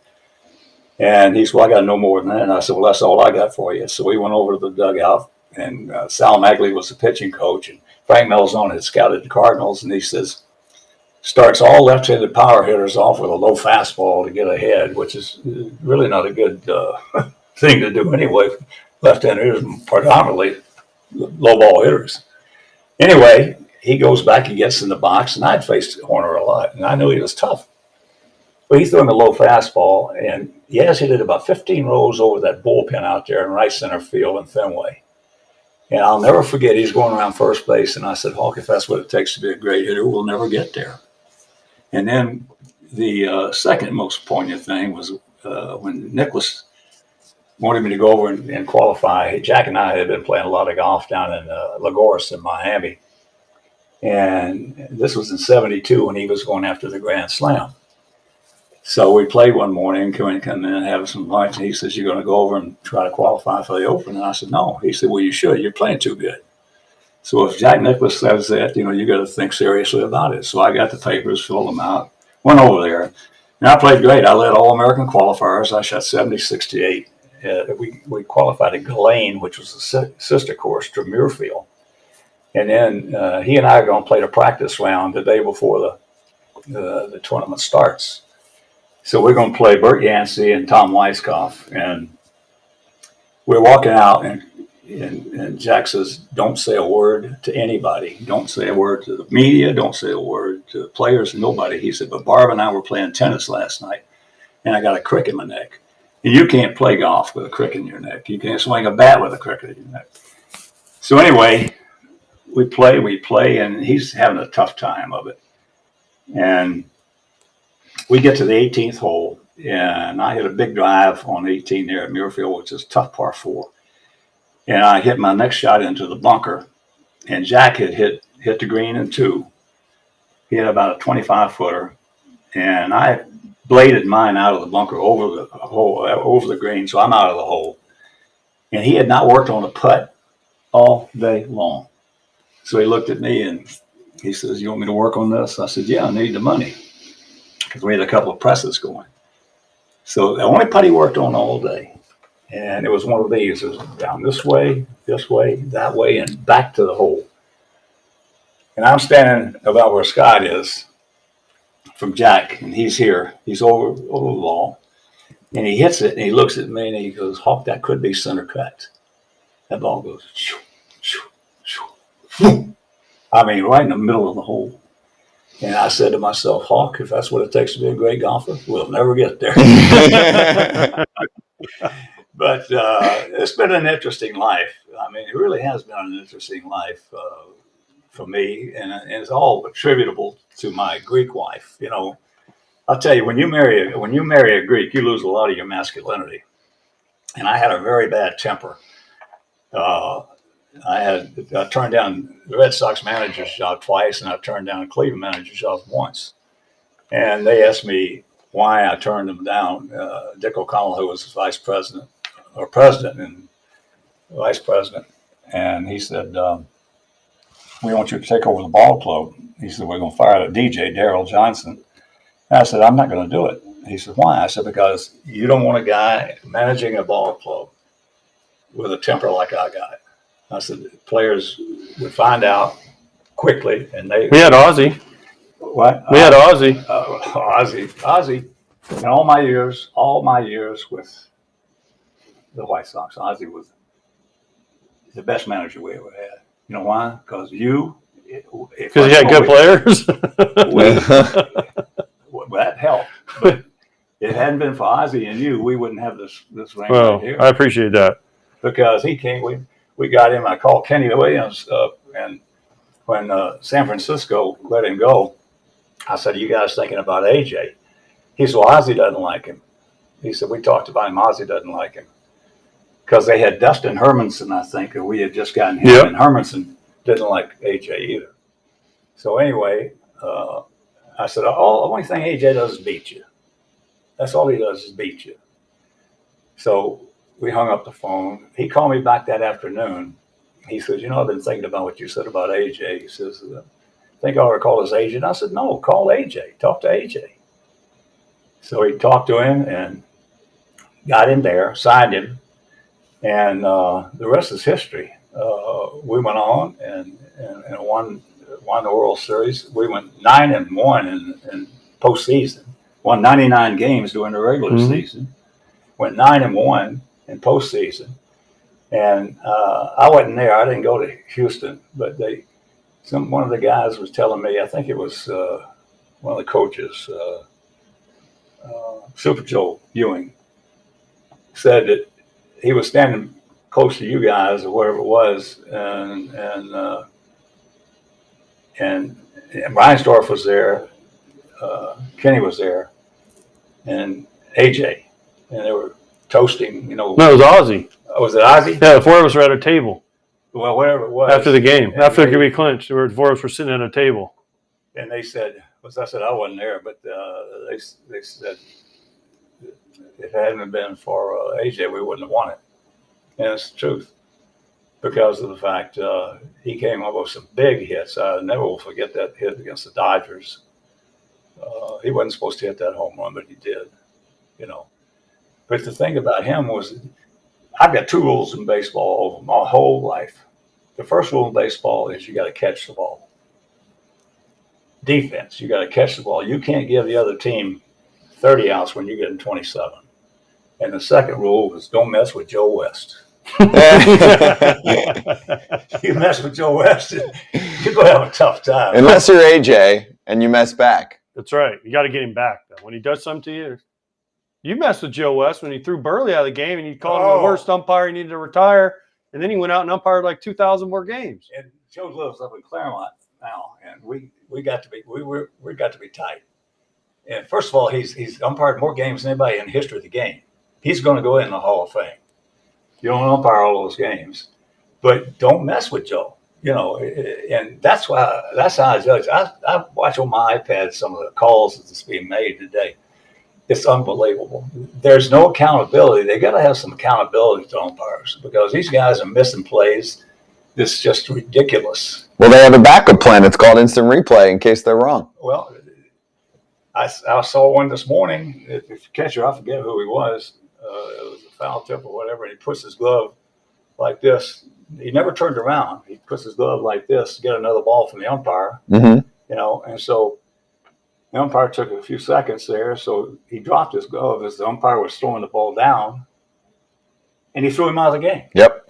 Realmuto, we talked about this already. Yeah. Did you? Yeah. Threw him out. I mean, I've never. Have you ever seen that? What was his name? Randy. No, I've never seen that. I told Kratzy knows him. Randy. Oh, we're just gonna leave this right? There. Yeah. He keeps calling it. But Randy. He yeah. Then I told my Joe West when Joe West kicked me out of a spring training game. So it's all good. I'm just gonna hold he topped it. So before we let you go, Hawk, Yeah. one last thing. You have a lot of sayings that you've had over the years. Put it on the board, can of corn. Yeah. All of them. What? He gone. He gone. But what is it? Strap it down. Sit back, relax, and strap it down. There you White Sox baseball coming your way. What's your favorite one? Put it on the board? Yeah, and that I used to say that stuff. Krista was my daughter. Lisa, his wife, and our daughter roomed together at Florida State, and she was a terrific diver. In fact, the diving school that she went to over here, not too far from where we live, told me, the coach there, he had 2 Olympians, and he said that Krista had the most talent of any diver that he ever taught. And she'd go off that 10-meter board or 3 meter board, whatever they go, 1.5, 2.5. And she had hit it, and I'd go, yes, when, she'd come up. And then I think it was the Big Hurt when he first joined us. He was just killing the ball. Frank Thomas, to me, is the best in my career, the best right-handed hitter. You had 3 of them. Best right-handed hitter I ever saw. You had Frank, you had Manny Ramirez, and you had Miguel Cabrera. Those 3 guys were the best right-handed hitters that I ever saw.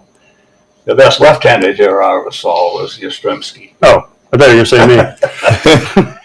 Yaz was the best clutch hitter and also best left fielder I've ever seen to this day. He was just a wonderful player, and he didn't think anything about it. And Hawk really came out because Yaz didn't have that kind of personality that he wanted to be media friendly, and he very seldom talked to the media that much. In fact, when the game was over, he used to go in Vince Orlando's room and sit down and stay away. But sometimes he'd talk to him. But we're in Chicago and he's in a funk, and I hid behind him. So he said, "What are you doing for breakfast in the morning?" And I knew where he was going with it. I said, "Nothing." He said, "Come on up, let's have some breakfast." Because I had him down. I knew where his hands were supposed to be. I knew, in relationship to his hat and everything. So I go up. He said, "What do you want for breakfast?" I said, "Just give me some eggs and bacon, and orange juice and milk." He said, "Okay." So I went up to his suite the next morning, and he had it all there, a big table. You know what he was having for breakfast? Pizza and Beaujolais wine. Wait. He had pizza and wine for breakfast? For breakfast. How many hits he get? I don't know. We got him straightened out. So was it the pizza and wine or your hitting lessons? Well, Yaz was amazing. He could drink after a ball game. And before, I guess. Apparently before the game. No, that was a night game. Oh, okay. It was a special occasion. Yeah. So, but he could sit there and drink, 6 or 8 beers and get up. You'd never know he had a beer. Frank high tolerance. Frank Howard was my roommate when I was at Washington. He was 6'8", 303 pounds with a 36-inch waist. He's the strongest man I've ever seen. I mean, I have never seen. I know a lot of strong guys. We are playing in Minnesota, and we went to Duff's after the game, and that was the local hangout where a lot of the players went. And his sister had come in from Milwaukee for the weekend, and so we go into Duff's, and all the tables were taken, so we sat at the bar, and I looked over as we were sitting down, and there were 3 big guys, like 270, 280, 300 pounds. And I figured they were, Viking football players. So anyway, we sit down and the music starts playing, and one of those guys got up and came over and asked his sister to dance. But before that, when Frank came in and sat down, I heard one of them say, "You don't look so big and bad to me," like that. One of those things. So anyway, he got up and came over and asked Frank's sister to dance. She said, "I'm sorry, I don't dance." So about 5-10 minutes later, he gets up, he grabs her by the shoulder, turns her around, and says, "Come on, honey, let's dance."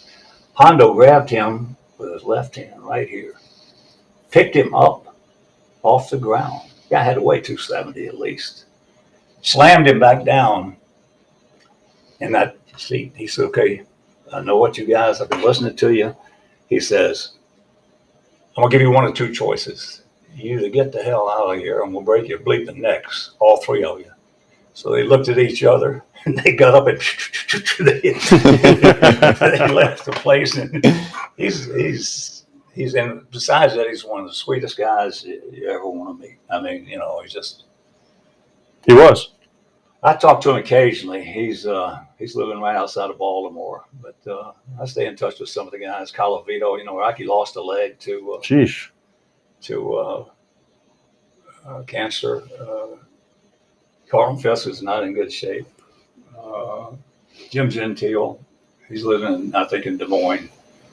And these are guys that I play with, and I learned something from all of them, like especially Rocky, because Rocky was the ultimate competitor. I mean, if you're on his team, and you popped it up or grounded out and then bust your behind down the line. When you got back to that dugout, he grabbed you by the jersey and tell him, you do that again and I'm going to kick your ass. And he could do it, And he's the guy that got me to sign autographs because we were playing the Yankees. I think it was that same night I hit the 2 home runs off Whitey and Tillerson. And in Kansas City, in that old ballpark, when you walked out the door, the fans were right there. I mean, they were 4, 5, 10 feet. They were right there. And I had this party I was going to, and so I was pushing some kids out of the way to go to the parking lot. All of a sudden, I felt somebody grab me behind the thing here, and Hockey grabbed me, pulled me back in the clubhouse, and said, let me tell you something, Hockey. So one day you get a chance to be a hell of a player, but if I ever see you push a kid, it will get an ace. I'm going to kick your ass. And he probably could have done it. Not many guys could, but he was one of them that probably could have done it. So it's been an eventful thing. Yeah. You've had a life. You've had a little bit of a life. Yeah. Well, Hawk, we appreciate it. Thanks for stopping by, Hawk. Yeah, we appreciate the time. It's good to see you. Lunch because he's not going to buy you anything. No, hey, there we go, Kratzy. You missed it when I was sitting down. There were stories about dinners being paid for, and he's like, it's funny. He's like, AJ, he just can't get his hand I'd in say his I pocket got alligator to find his arms wallet. and sharks in my pocket. In case they do get down there, the shark. Oh, no, I don't want to stick my hand in my pocket. All right, guys. Well, thank you. Good to see you. Thanks for swinging by. Yep. AJ's going to take you. Well, Robert and Patrick like science, and AJ's like a son to us, So we got. I guess we're going to me. Okay, that's fair. We'll go ahead and do Kratz hats now. The old AJ's going to miss it. AJ's going to miss it again. We've been doing our hats every day. This is the New Haven Ravens.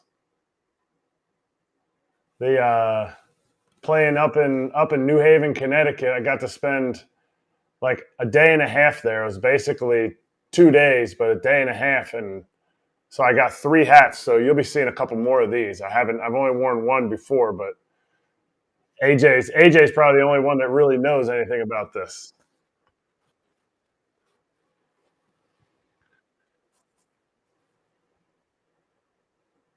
Hawk might have played for the New Haven Ravens when they first built the stadium.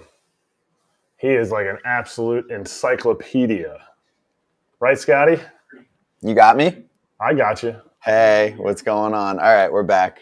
AJ's escorting our guest back out there. So what'd you think of the great Hawk Harrelson? I got so much I wanted to ask him. I was hoping I could ask, but there was no. No, it's not really how it works. No, he was. I mean, his ability to remember stuff, like his mind is just so clear. Like to say, I wrote it down. 1962 was the year he was talking about in the minor leagues. He hit it spot on, and I know that was his job. Like he talks, so he's told these stories. But there's plenty of times. I mean, AJ's like 6 years from being done playing. And he messes up, exactly what he hit. Hawk was like, yep, 1 year in the minor leagues, hit 38 and 138. I mean, spot on. 1962. He's a broadcaster. We're talking 16 I didn't even need to ago. transition us to topics. He did it for us. He's that. I could listen to guys like that all the time. I could do, I would love to get in an argument with them about the whole, when they get a little angry about the analytics stuff, but I can listen to these guys because the stories, he's just, Frank Howard, if anybody's ever met Frank Howard, Scott? Mm-hmm. Frank Howard used to come to spring training when I played, so it was the Blue Jays and then maybe the Pirates too. He was still coming to Yankees spring training, and just a mountain of a man would hang over the rail in the dugout, and Frank Howard would have batting gloves on. And his hands were ginormous. Hawk said he's 6'8", 305 pounds. Like, that guy remembers every number ever, so I wouldn't deny it. This man he was so much bigger than everybody else in the Yankees dugout. And I remember he had these batting gloves on, and he would just like lean over, and his hands would kind of hang over the rail. And it was significant because he had batting gloves on. And finally I asked one of our coaches, who had played for the Yankees, and I was like, why does Howard have batting gloves on? And they said his wife didn't want him smoking, so he would wear batting gloves to smoke cigarettes, and then his hands wouldn't smell like smoke. Now, I don't know if it's true or not, but I would have loved to just ask anything. Like, I looked up the year that Hawk was third in the MVP that he was talking about, and Carl Yastrzemski, he was talking about Yaz the whole time. He should have been the MVP, and he was 10th in the MVP voting. So I love the history of baseball, and a guy like that is an absolute just encyclopedia of knowledge, and it doesn't feel like he's blown it out of proportion. Some of the stories are like Paul Bunyan stories, but it doesn't feel like he's blowing them out of proportion because you can look up the numbers. It's spot on. Yeah, he was saying he's got better memory than you do. Probably. Hawk. Yeah. Hawk will get going. He gets going. Sometimes he's hard to stop. There's some entertainment in there if you listen to because he's telling a lot of the stuff he tells you is facts. Mm-hmm. Like the batting glove story. He remembers at bats. He remembers so many things. He used to, when I was still playing with the White Sox, say you weren't hitting well. He'd walk back there. He'd walk back real slow, maybe a drink in his hand. Just look at you, look you up and down. You're sitting in your chair, in your seat on the plane, just look you up and down and say, you suck. Huh? Yeah, you suck. Well, help. It's your posture. He'd always say it's your posture. In the box, you got to stand up straight, like you know you can hit. And you think about it, and you go up to the next thing, you stand up straight, you get hit, and you're like, dang it, how does that work? He was helping the team, even as a broadcaster. Yeah. All right, let's get back to biz, shall we? Guests are done for the day. Now time to get to some news. And let's kick up the injury report today. The injuries, we'll go through 3 of them that we've got fresh, beginning with Tristan McKenzie. MRI revealing a strain in his right teres major muscle. That's one that extends from your scapula to your humerus. Shoulder injury, back of the shoulder. Injury, yes. Yeah, I just go straight up shoulder injury for Tristan, which sucks. He's going to be shut down for a couple weeks. Could be a couple months that he's out of the mix. And for you and me picking the Guardians at the top of the division, we just took a little bit of a hit here. Kratzy's Twins pick looking a little stronger now. I mean, one guy maybe blow it out of proportion a little bit, but yeah, it sucks for him. But if there's a place and if there's a team that can deal with an injury like starting pitching, it's the Guardians. Somehow they can't. Their formula, when I played for them, their formula for starting pitching has been so good for so long. They can't quite hit on the minor league. The minor league bullpen guys, and they trade for those guys. But I'm sure I haven't looked at the Guardians list of prospects, but I'm sure they have 2 or 3 in the wings that have slowly, methodically made their way up the minor leagues. The Cleveland way, you go, you have success, half a season, you move up the next year, or you move up that year at the All-Star break, and then you spend that whole half a year, and then the next half a year, if you keep having success, then you move up. It's like they do it with everybody. They've done it with all their guys they trade for, and so I'm assuming they're going to have somebody else waiting in the wings. They'll be good. They have a plethora of starters in the wings. Didn't we talk about this yesterday? The names, I thought we talked about it a little bit. Maybe it was off the air, but they'll be okay. It's a huge blow in the fact that Tristan McKenzie kind of came into his own last year behind Bieber, Quantrill. He came into his own as a legitimate big league starter. He'd always had the hype and he'd always had the promise, but last year he took that next step to where he owned his career, and they were looking for 30 starts out of him this year, probably 10 to 15 wins, around a 3, if not a sub 3 ERA, and go out there and help the Guardians win the division. So it's a big blow. But like Kratz said, if any team can sustain it, it would be the Guardians. Well, the Reds are going to suffer without our guy Joey Votto.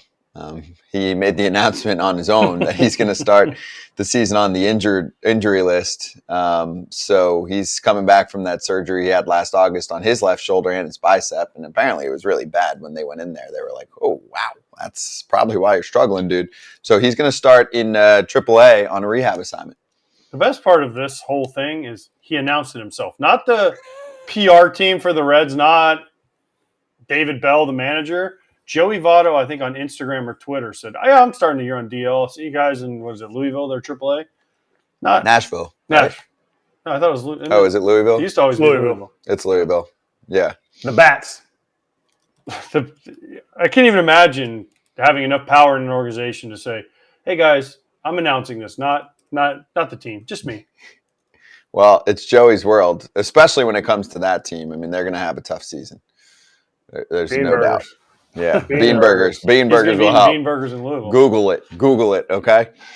And lastly, Kyle Wright is going to start the season on the IL cortisone shot for him back in January. So he's slowly working himself back, eligible to return on April 11th, which is only the 12th game of the season. So not a huge deal. It is, though, because he won 20 games last year. Yeah, so if you miss a couple starts, you're good.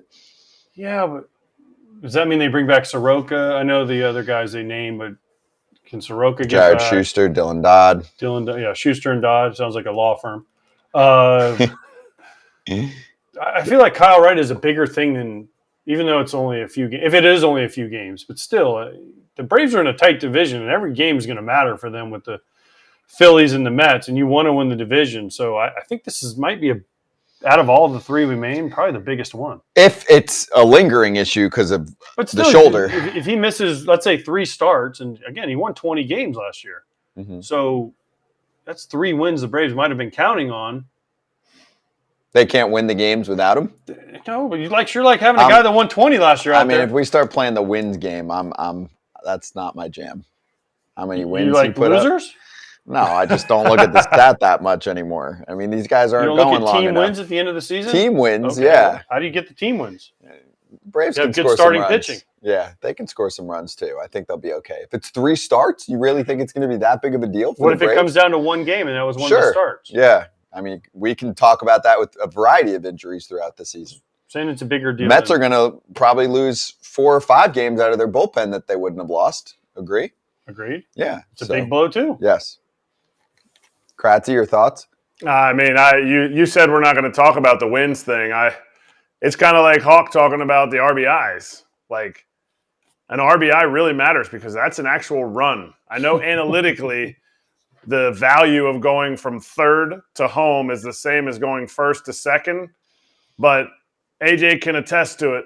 You make the playoffs by 1 game and you win 1 game the entire season by 1 run, those matter. Those runs matter. And from a starting pitching standpoint, wins really do matter.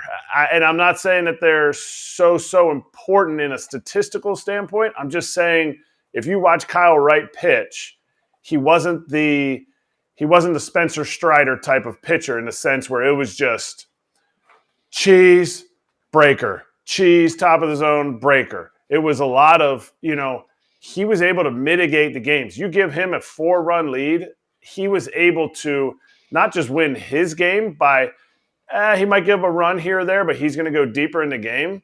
He was able to save that bullpen, which to me should be a stat because that helps you win games farther down the road. So that's my little spiel about wins. I think it's important. Okay. I'm going to save it for another day. I just don't think, for most guys going hold on 5 innings, it's that big of a deal. Scott, you write the ticker? Who writes the ticker? Do I write the ticker? Sometimes you said you wrote the ticker. I'm not yesterday. I'm not beside myself about Hell's Bells. I'm just a little bit. You are beside yourself. We're going to have to get a hold of Trevor. Because, again, I know Helsley didn't pick it, but there should have been a Cardinals, somebody in the front office that was like, whoa, wait a minute, this is Trevor Hoffman's song. So, besides myself is harsh, but am I still a little bit upset about it? Absolutely. You are definitely beside yourself right now. I would say you're beside yourself. Yeah. I was accurately done by whoever's running ticker today. No, like you don't like wins. I don't like people stealing people's songs. I'm not beside myself. It was when Edwin about Diaz told us earlier that when William Contreras had a Yes. strong song, all I want to do is strike him out. Yeah, You but can't that's a hitter and strike a out pitcher. Trevor Hoffman. He retired. But that was You know. his jam, like his jam. Are you trying to make it a thing where like the Padres get all pissed off when they take on the Cardinals and there's this huge rivalry? We can bring on, here's the beauty of it. Ryan Helsley's going to be on as one of our regulars which is throughout the great. year. You can bring on Trevor one of the times. He said he would love to talk to him. That would be great. When he Easy, closes easy. a game at home against the Padres, next day, book it. Trevor Hoffman, Ryan Helsley, got it. Done. I'll get a hold of Trevor. Okay. Trevor's and in the so meantime, nice, though. I know. he's but so still, nice. It's He going to can be fake, he can handsome. it fake would it. be He can fake it. it would be yeah, exactly. He could, but it would He's be a great so segment. handsome, too. So it doesn't matter. He's going to be happy as can be. All right, we got 2 more things left to do here. So number 1, futures time. Let's look at division by division NL style today, starting with the National League Central. We need picks, playoff picks, and then a Wednesday tomorrow when Frazier's back, we'll do our playoff predictions, maybe some player predictions as well. NL Central, Cardinals pretty heavily favored, 125. Otherwise, everyone else plus. Milwaukee, 160. Chicago, 600. Pittsburgh, 4,000. Cincinnati, 6,600. I actually think that's surprising, the last 2 there. I would flip that. But anyway, minus 125 St. Louis. Let's go down the line. Who you got, Kratzy, in the National League Central? I got St. Louis. I mean, even talking to Helsley, like I feel like he's primed. It's definitely my kicker. No, I mean, I think St. Louis is going to, throughout the long season, is going to do it. I'll be a little Scotty Braun here. If the Brewers were plus 250, I might have picked the Brewers just to make a little extra cash. But 160, I don't feel like it's worth it. I feel like St. Louis is the team.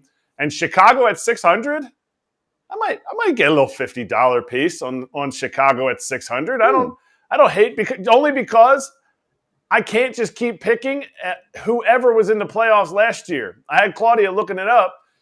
I don't know when the last time all the exact same teams from the National League all made the playoffs in back-to-back years. So somebody's not going to. So something has to change, and I feel like the Central is the place.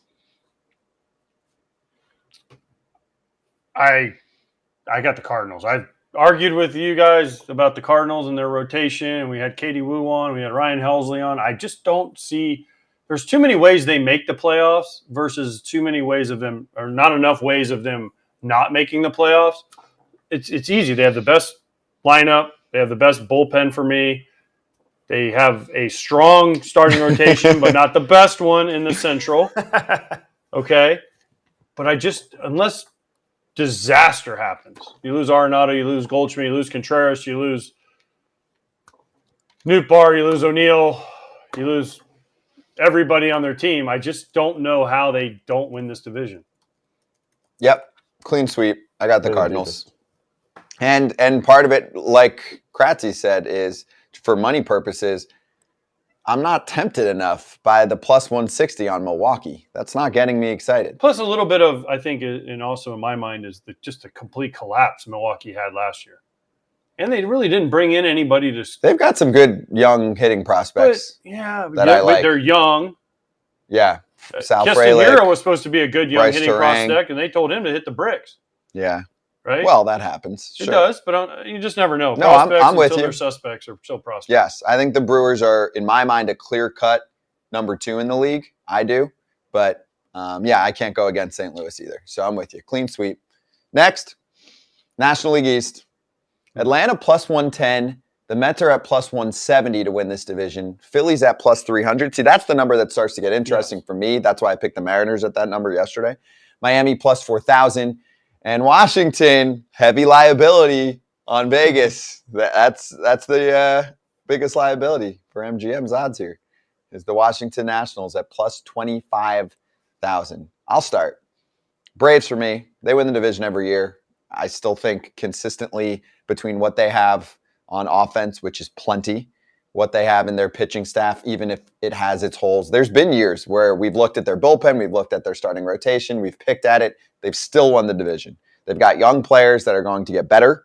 Michael Harris, another year of him in center field significantly helps their run prevention. Grissom comes up eventually. Riley's a stud. Albies is back.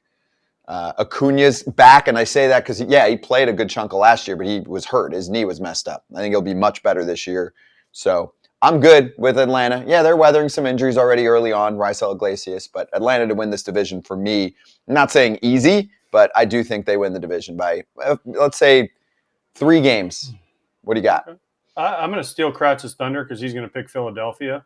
And that's the one on that betting list that I like, the plus 300. I think they made some really good moves with some bullpen guys, bringing in Kimbrel.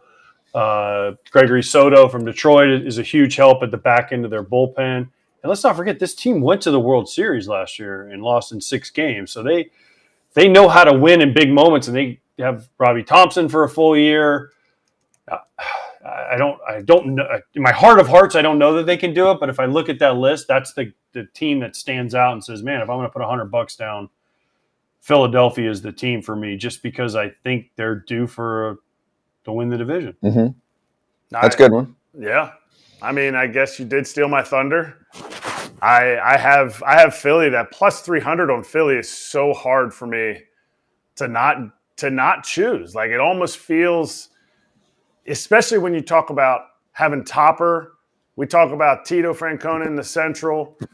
These teams in the East are really good. There is no denying, even down to the Marlins pitching staff, they are really good. And you need a lineup to get through the East that is out there every day.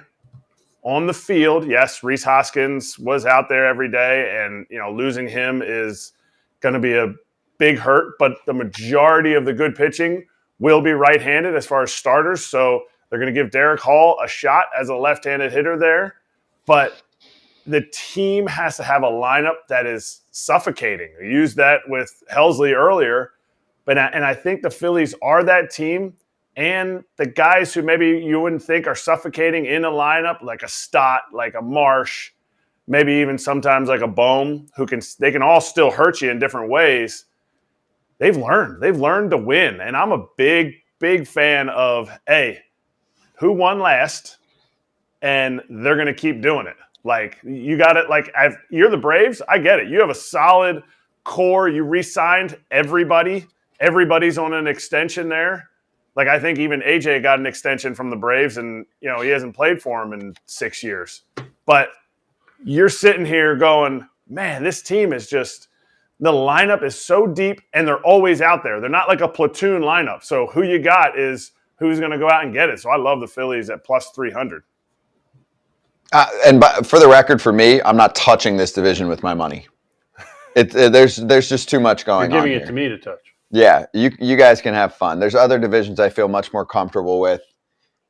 I'm not touching it. I feel, Atlanta's the safe choice. I don't think anyone that says Mets is off the mark with what they have, especially at the top of their rotation. And then, with Philly, I like it. I'm tempted. For me, Kratzy, it's just even early on here, you could have the World Series hangover. You have 2 guys that you relied on heavily in your rotation that you'll do again that pitch deep into October in Wheeler and Nola. Sometimes that doesn't go well. Of course, love the Trey addition and some of the bullpen ads, but no Harper for half the season. Hoskins is now out for the whole year. So not a knock as much as I just don't feel comfortable about anyone. Castellanos will have a better year. Agreed. And Castellanos will have a better year. They were really good without Harper last year. They were really good? Yes. Really good. Really good without Harper last year. Okay. Like that was near the time when Topper took over, and they kept it going. And there's something to do with that. There's something. They were with like Topper. 25-10 or something without Harper. I don't know. It was Rob Thompson. Rob Thompson. He's got it. He's got the it factor. That's fine. No, that was a thing though. Hey, the way Joe was running things was not working for the ball club. No. That was obvious. It's true. You ask the guys there. They didn't feel themselves. They didn't feel comfortable. It was a little too tight in the clubhouse. And it went the complete opposite direction with a guy who had already been there. Kratzy, am I wrong? I saw both managers, and I could not be more like in the corner of Joe Girardi when he was there till the day he got fired. Like, I didn't think it was Joe, but Topper showed that Topper could do it better. And I even asked Topper, what do you feel like it is? And his thing is really just about, like, Joe had an open door policy. Like, come in and talk to me. And he lived it. He lived that open door policy. Maybe he didn't go out the door as much as he wanted guys to come in the door. And I think Topper, he hit on that. And he hit on those relationships that it worked out, that it really it worked well for the guys that they had in there. And I think there's something there, and it's not a knock at all against Joe. It's more of a praise of Topper. Lastly, the NL West. We have the Los Angeles Dodgers at -120, Padres +115, Giants +1,200, Diamondbacks are at +4,000, and the Colorado Rockies are at +15,000. But I warn you that even their owner only thinks about 500 for that ball club. So you're really going for it if you think the Rockies are going to win. If you think they're going to outperform the expectations of an owner who always over-delivers in his speeches about the team. Or over-promises, under-delivers. There we go. Kratzy, you start. Who's winning the NL West? Where are you putting money down? Padres. I mean, nice. I really didn't even look at the numbers. I didn't look at the +115. To me, that doesn't – I just think the Padres – they made the moves, and they did what they did last year and knocked the Dodgers off, whether you think it was lucky or not. They knocked the Dodgers off in the playoffs. And I think they got better with Xander. I think they got better because they still have Juan Soto, who wasn't that great for him last year. So it's like they picked up another superstar because I don't think he's going to do what he did last year. And I just think there's too much. Even with Musgrove, not getting his reps, that lineup might be better than the Phillies lineup. I mean, I don't know that, it kind of swings on the whole who's better, Jake Cronenworth and down there, but they got Tatis coming back 20 games in. Like, that's a lineup. Why are the Dodgers favored then? Who do you have? A lot of questions for me at the Padres. I know they beat the Dodgers in the playoffs last year. What's Tatis going to be when he comes back? Does it matter? It does matter because he is a huge distraction for that team. If he comes back and is not good, that's going to be a problem because he's going to cause ripples in that clubhouse with Manny and Soto and some of the other guys, because you already heard a little bit of it kind of behind the scenes that, what are we doing with this guy after he breaks his wrist, he gets the steroids, he can't come back. There's all these things that are everywhere. He was kind of becoming the face of Major League Baseball. And then he had all these things that were just kind of, I don't want to call them, what the right word is, dumb. They're just dumb stuff that he did. And so what's he going to be when he comes back? He's playing right field. And if you watch him in spring training, he hasn't been very good at right field. So that is a problem. And the Dodgers, gosh, I just can't. It's like the Astros. Until somebody shows me they can beat the Dodgers, that's why they're favored. Because they're the Dodgers and they have more money than anybody and they go out and get them, and that's why they're -120. And I'm all about the Padres and the fun they had and everything that happened, but I cannot go against the Dodgers just because they're the Dodgers. And until someone shows me, like you with the Mariners and me with the Astros, like until someone shows me they can take them out, I'm still going Dodgers. And I love Freddie Freeman. I love Mookie Betts. Giants won the division a couple of years ago, so it's not like they haven't been taken down in a while. Yeah, well, what happened with the Giants last year? Yeah, they went back down. I'm not saying the Giants are the team. I'm just with Kratzy on this one. I like the Padres, and I like them even more when it's plus money. Who's the Padres' first baseman? Why does it matter? Who's the Padres' catcher? Nola. Okay. Why does that matter? Center fielder Grisham. He had 180 last year. You want to go through the lineup right now? I'm just really throwing names out there, asking. No, these guys are good players. Grisham did it in the playoffs last year, so Nola had a good playoff postseason. Got a hit off his brother. I'm trying to come up, they have the advantage. The way that I can think the Padres are going to win. They have the advantage at catcher. Will Smith, I will take. First base. All right, so Cronenworth? Over Maximus. But you have Freddie Freeman. You have a problem with Cronenworth for the Padres? First? Right now, depth chart, Nola catcher, like we said. Cronenworth first. Ha-Sung Kim second. Shortstops, Xander Bogaerts. He's pretty good. That was a good signing. Manny Machado. Ever heard of him? Maybe. Juan Soto in left. Yes, Grisham's in center, but it's not all his. There will be guys behind him. They still have. I mean, they've lost a lot in their farm system, but there's still a little bit of depth there. They got the guy. You're trying to sell me on it, but Tatis. I'm still taking the Dodgers. Nelson Cruz for a little DH. Nelson Cruz and Matt Carpenter. It's a combo. That's a combo right there. Anyway, yes, I think the lineup's fine. I think the heart of the lineup is ridiculous. And then from a pitching perspective, Joe Musgrove, Yu Darvish. Musgrove's missing how long? At least a month, right? I don't think it's that much even. I don't think it's that much. Non-throwing hand, right? No, toe. He broke his toe. Dropped a weight on his toe, didn't he? Non-throwing toe? Definitely a non-throwing toe. Waka, Lugo, Nick Martinez. I know you don't love Snell, I'm guessing. But I like Snell. Oh, good. I do too. Snell's a 5 and dive guy. Okay. Well, you can handle that sometimes. If it's a good 5. He's inconsistent. Hater, what's Hater going to give? Good Hater, bad Hater? Who in the Dodgers is not a 5 and dive guy? Urias had like 20 wins with like 140 innings. Walker Buehler? It's Kershaw, Urias, Dustin May, Syndergaard. Gonsolin's hurt, right? And they're looking at the 5th spot with like Pepio, Bobby Miller. Walker Buehler's obviously on the shelf for them. It's not like they'll go out and get somebody. I'm still taking the Dodgers. Why? Because they're the Dodgers, and they have more money than anybody. I they'll just go out think and spend it. And they have more depth than anybody. It's going to be awesome. Yeah, it's going to be great. But when you're trying to go awesome. position by position through the Padres versus the Dodgers, like let's look at the lineup comparisons. They're pretty. I would give the edge to the Padres this year in the lineup comparison. I think the Smith, two studs, Freeman, Vargas, Muncy. Like I like it. Taylor, outfield's a little weak. Besides Betts, obviously. I mean, it's good. Betts and Freeman, like on the same team, like, oof. It's I think tough, they can both win 100 games, both those teams. I'm not knocking either side. I'm just when the Giants and Dodgers both won over 100 games. I could see that. I mean, I don't think they're both going to win 100. One of the two is a wild card for sure. Right. I agree. So let's do that. What's your wild card picks? So the other two are in the East. The other two teams in the East. Braves and Mets. Braves, Mets, and Dodgers or Padres. Okay. If I'm taking Philly to win, there's going to be 3 East teams. It's going to be the same teams that were in last year. That's why I need a different one. Yeah. That's why so I'm not give us saying something different, Kratzy. I don't believe it. I couldn't convince myself. I I have the same. I have the Mets, the Dodgers, and the Braves. I have the Mets as they're going to win. They're going to be the top. They're going to be a top wild card by like 1 game over the Dodgers. It's going to be neck and neck. And then I have the Braves.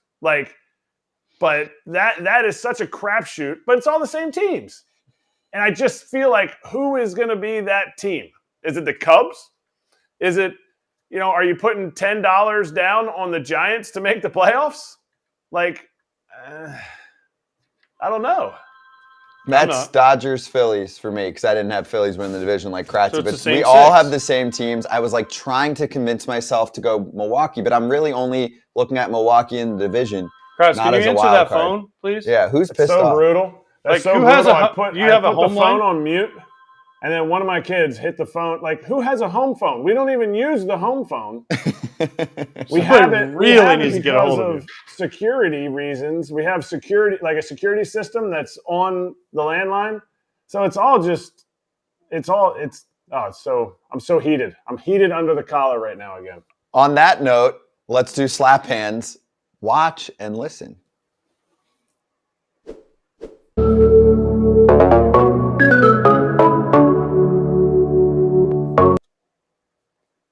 Hey, like slap hands, taking us straight to our special guest today.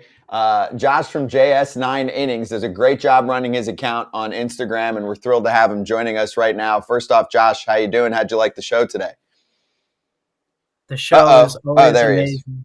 We missed you for a sec, Josh. Start again. Josh Shiffman joining us from JS9 Innings. Here you go. Hi, guys. Thank you for having me on. I really appreciate it. Absolutely. Well, wait, Josh, where are you? Because you look like you're under the stairs in a Harry Potter's room. Where are you exactly? I'm in my dorm right now at college. Where do you go to school? I go to Quinnipiac University. And he runs a little account that makes some noise on Instagram, and he was gracious enough to put out some fan questions for the guys. So, Josh, what did you find? Give us, say, your 3 best. So let's start with number 1.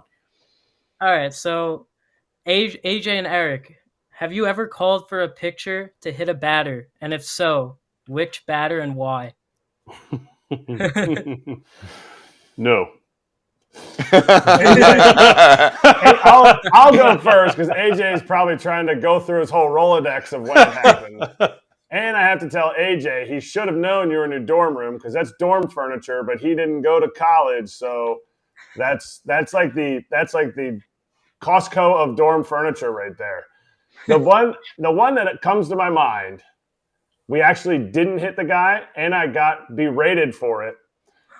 The Cardinals had hit Christian Yelich like 3 or 4 games or 3 or 4 series in a row, and he was pissed about it. So I told the first pitcher to come in and hit the first batter. Missed him.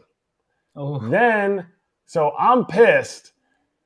Yelich gets hit again for the second time in the game, and he looks at our dugout like it's somebody else, like somebody stand up for me. So I call the bullpen, and I pick up the bullpen phone, and I don't remember who it was that was coming in. I said, I'm going to call a fastball in to Yachty. If you do not hit him, I'm going to come out to the mound and absolutely light you up in the game.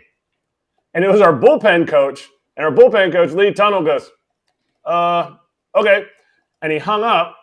Pitcher comes in. Yachty comes up with 2 outs. We throw inside, and we miss him twice. Oh, wow. So we missed him, and I come in after the game, and I'm like, I am so mad. We beat the Cardinals. I'm so pissed. And I'm like, are you guys kidding me? Before I said anything, Skip comes in, Craig Counsell comes in, and he goes, Kratz, come into my office. And I was like, what? Like, I'm pissed. He's pissed. He slams the door behind me. He goes, what the hell are you doing? He goes, you don't know that the phones from the dugout to the bullpen are recorded? He said, you're calling down there to tell guys to get hit and you're going to get fined. They record all of it. And I was like, so I thought I was doing the right thing, but I didn't end up doing the right thing, but they never fined me either. Was that in 2018? It was. Wow. That's insane. I don't know how AJ tops that. Honestly, I never told our guy to hit anybody. I always came from the manager. Like, I never was that. Oh, that was the other thing, too. Yeah. I never, ever was like, hey, now, if the manager would come to me, then I would go to the pitcher. But I was never the guy that ordered a guy to get hit. But I knew. But I always told my pitcher. Because if we had pitchers that hit guys and didn't tell me, listen, bro, let me know. Because if that dude goes to the mound, you're going to want me to grab him before he whoops your ass. So let me get a hold of him before he gets to you. So I'm heads up, because there were times where the ball went whizzing by, and I didn't know what was happening, and the pitcher would be like, yeah, I threw at him. Let me know. I'll get him. But don't, if you miss him or you hit him and he goes to the mound, I can't get him. I won't let him whoop your ass. A pitcher's always going to need his catcher to protect him in those situations. That's why I work with these guys, basically. What else you got, Josh? You got 2 more for us? What is the most underrated skill for a baseball player to have? Underrated? Underrated, yeah. Oof. Lying to yourself. Telling yourself you're good when you suck. I guess that would be confidence. Like you have to have so much self-confidence. And I tell people this all the time. You have to be able to tell yourself, I'm 0 for 20. And tomorrow I'm facing Max Scherzer, and I'm going to get 3 hits, and I'm going to get out of this. Even though deep down you might not believe it, but you better be able to lie to yourself and say, I'm going to get out of this tomorrow. And you look up and you got Scherzer, Verlander, whoever. When the Tigers, it was Scherzer, Verlander, Porcello, that whole crew of. You're like, oh boy, I'm going to have to figure out how to get a hit today. But you lie to yourself and tell yourself you can do it. I was also going to say confidence as well. Like, for example, we saw Chris Davis go for, I think it was 0 for 62 straight plate appearances without a hit.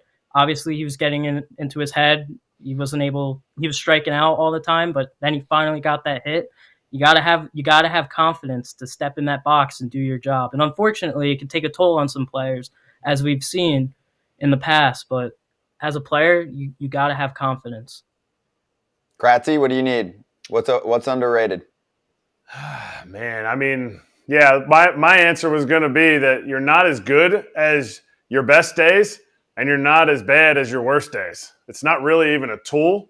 So I guess the one tool would be being a good teammate, because we're not all going to have fringe, or as Hawk would say, Hall of Fame careers like AJ.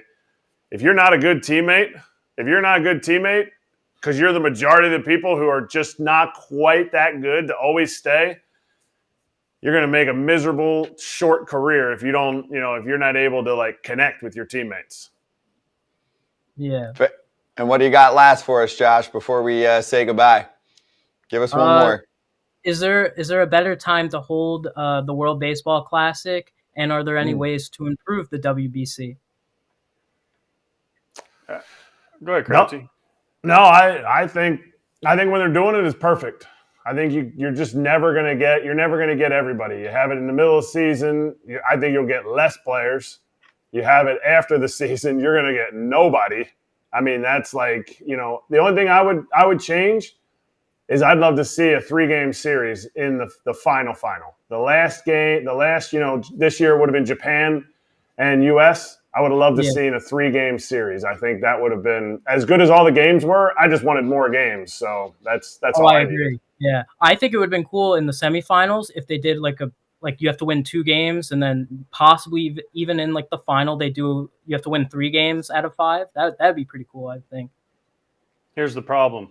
I'm going to burst both your bubbles on that. The teams aren't going to allow it because it's too many innings, it's too many games, and it's too many things that can go wrong. So, yeah, that would be wonderful if we could just make a wish and pull it out of the sky and say, this is what we want, but it's never going to happen because teams don't. And I agree with what Kratz said. This is the best time to have it because in the season, there'll be guys that are hurt, guys don't want to mess up what they have going on. Kind of like what happened in the World Cup this year in soccer. Guys got hurt, guys had to miss, they had to end the season and never really kind of lined back up for people. So, and after the season, people want their time off. They're not going to want to do it. And then some people have said to me, well, have amateurs playing it. Well, it won't mean the same thing if you have amateurs or college kids playing against college kids. People want to see the best of the best go head to head. Amateurs called the Olympics. Exactly. Yeah. Those are pro guys, man. But people want to see. This is baseball's showcase to show the best playing the best, and that's what we got at the end. And the games, and I was never big into the WBC, but I've started this year. To me, was great. And I went to a game and I sat there and watched it in the stands, watched all 9 innings. And I'm all for it, and I hope it continues to grow. And the best way for it to grow, just get the word out and have people keep talking about it. Exactly. All right, so I'll say I'm going to jump in on this one too. So tournament-wise, I like it. I say winner take all. Like, this is the format for it. In the playoffs, it's tougher, right? We got rid of the wild card game like that. But for the World Baseball Classic, I'm all about it. It's like, hey, USA, Japan, give me all your best. I mean, Japan just did it right. Give me all your best pitchers. Throw in Darvish, Ohtani closing the game. I love that. So the 2 things I would change, one is the tiebreaker format from earlier in the tournament is ridiculous. If the broadcasters can't explain it, no one can. Coming from a broadcaster, let's make it a little simpler. And we went over. There is a simpler way to do it. And don't worry about like enforcing blowouts or something. We have a mercy rule anyway. Just shut up. I hated the way they did that. And then also USA should send more pitching, and not just more pitching, but also the manager has to have a rule where the player knows what he's capable of and not, and he doesn't have to field 80 phone calls a day from teams about what they want them to do or not. Like, it's got to be a fuck it manager that just says eventually, yeah, I'm good, guys. Okay, I'm on my way after a 30-year managerial career or something like that, like a Jim Leland, and just says, yeah, I don't give a shit. Bye. I think, because AJ brought up the World Cup before. These players who go to the World Cup, I'm also a big soccer fan, but these players who go to the World Cup, they go. These teams don't restrict them from not going, and they're playing 90 minutes a game. If it goes into overtime, they're playing regardless. And this World Cup, for example, happened in the middle of like all the seasons. So I think these players, like for example, all the USA pictures, they should be on the roster. They should be playing. Why I don't understand why teams hold them back. I mean, I do, but like I understand why teams don't want them there, but you got to pitch for your country. It's big. It's big for the game. The World Baseball Classic is so big for baseball. As we saw, like last year, we were in a lockout, and that was really such a low point in our sport. And I believe this lockout really brought baseball to where it should be. It made such a huge impact on just not the MLB, but the whole world for baseball. It was such a great moment for our sport. Well, the World Cup, there was some complaining from the World Cup players about when it was, because it was in the middle of their year. Not only and where it was and all that. Yeah. It was in the middle of the season. There was some complaining, not only from the players, but also from the clubs. Because the clubs are sending over their best players, and they're like, well, and then the other problem the clubs had was certain players were coming back at certain times. They weren't all coming back together. So they were trying to figure out how to integrate their training in soccer to get them back to the club. When you have a team like that goes to the finals with Messi, and then you have a team that loses in the group stage and whoever, and then they're trying to get them back on the same page to play. There was a lot of complaining, and that's why the World Cup's normally played in the summer when soccer's off. Right. That's what we do in sports. We love to complain. Josh, your great spirit, great positivity. We really enjoyed having you on. Thanks for bringing the questions. We'll do it again sometime, all right? Awesome. I really appreciate it. Thank you for having me on. Awesome. Thank you. Josh. Thanks, Josh. JS9 Innings on Instagram. Good stuff. What's the Quinnipiac mascot? I do not know. Fighting Q's. You're going to just ask me what the Quinnipiac... First of all, he just left, and then you ask me. Well, I figured you would know. Me? You're supposed to be the smart guy. Quinnipiac... They were on a good basketball team a couple years ago, didn't they? Hold on. AJ, Boomer, can you spell Quinnipiac? Boomer the Bobcat. Bobcat. Quinnipiac. Yeah, like Hawk Harrelson said, smartest dude in the show. Yep. Which continues tomorrow. Frazier's back with us. Ken Rosenthal's back with us. We've got some other guests thrown your way. Am I allowed to yell at Ken Rosenthal for the mean things he said about me the other day when I wasn't here? Of course you can. Of course you can. Save it. See you then.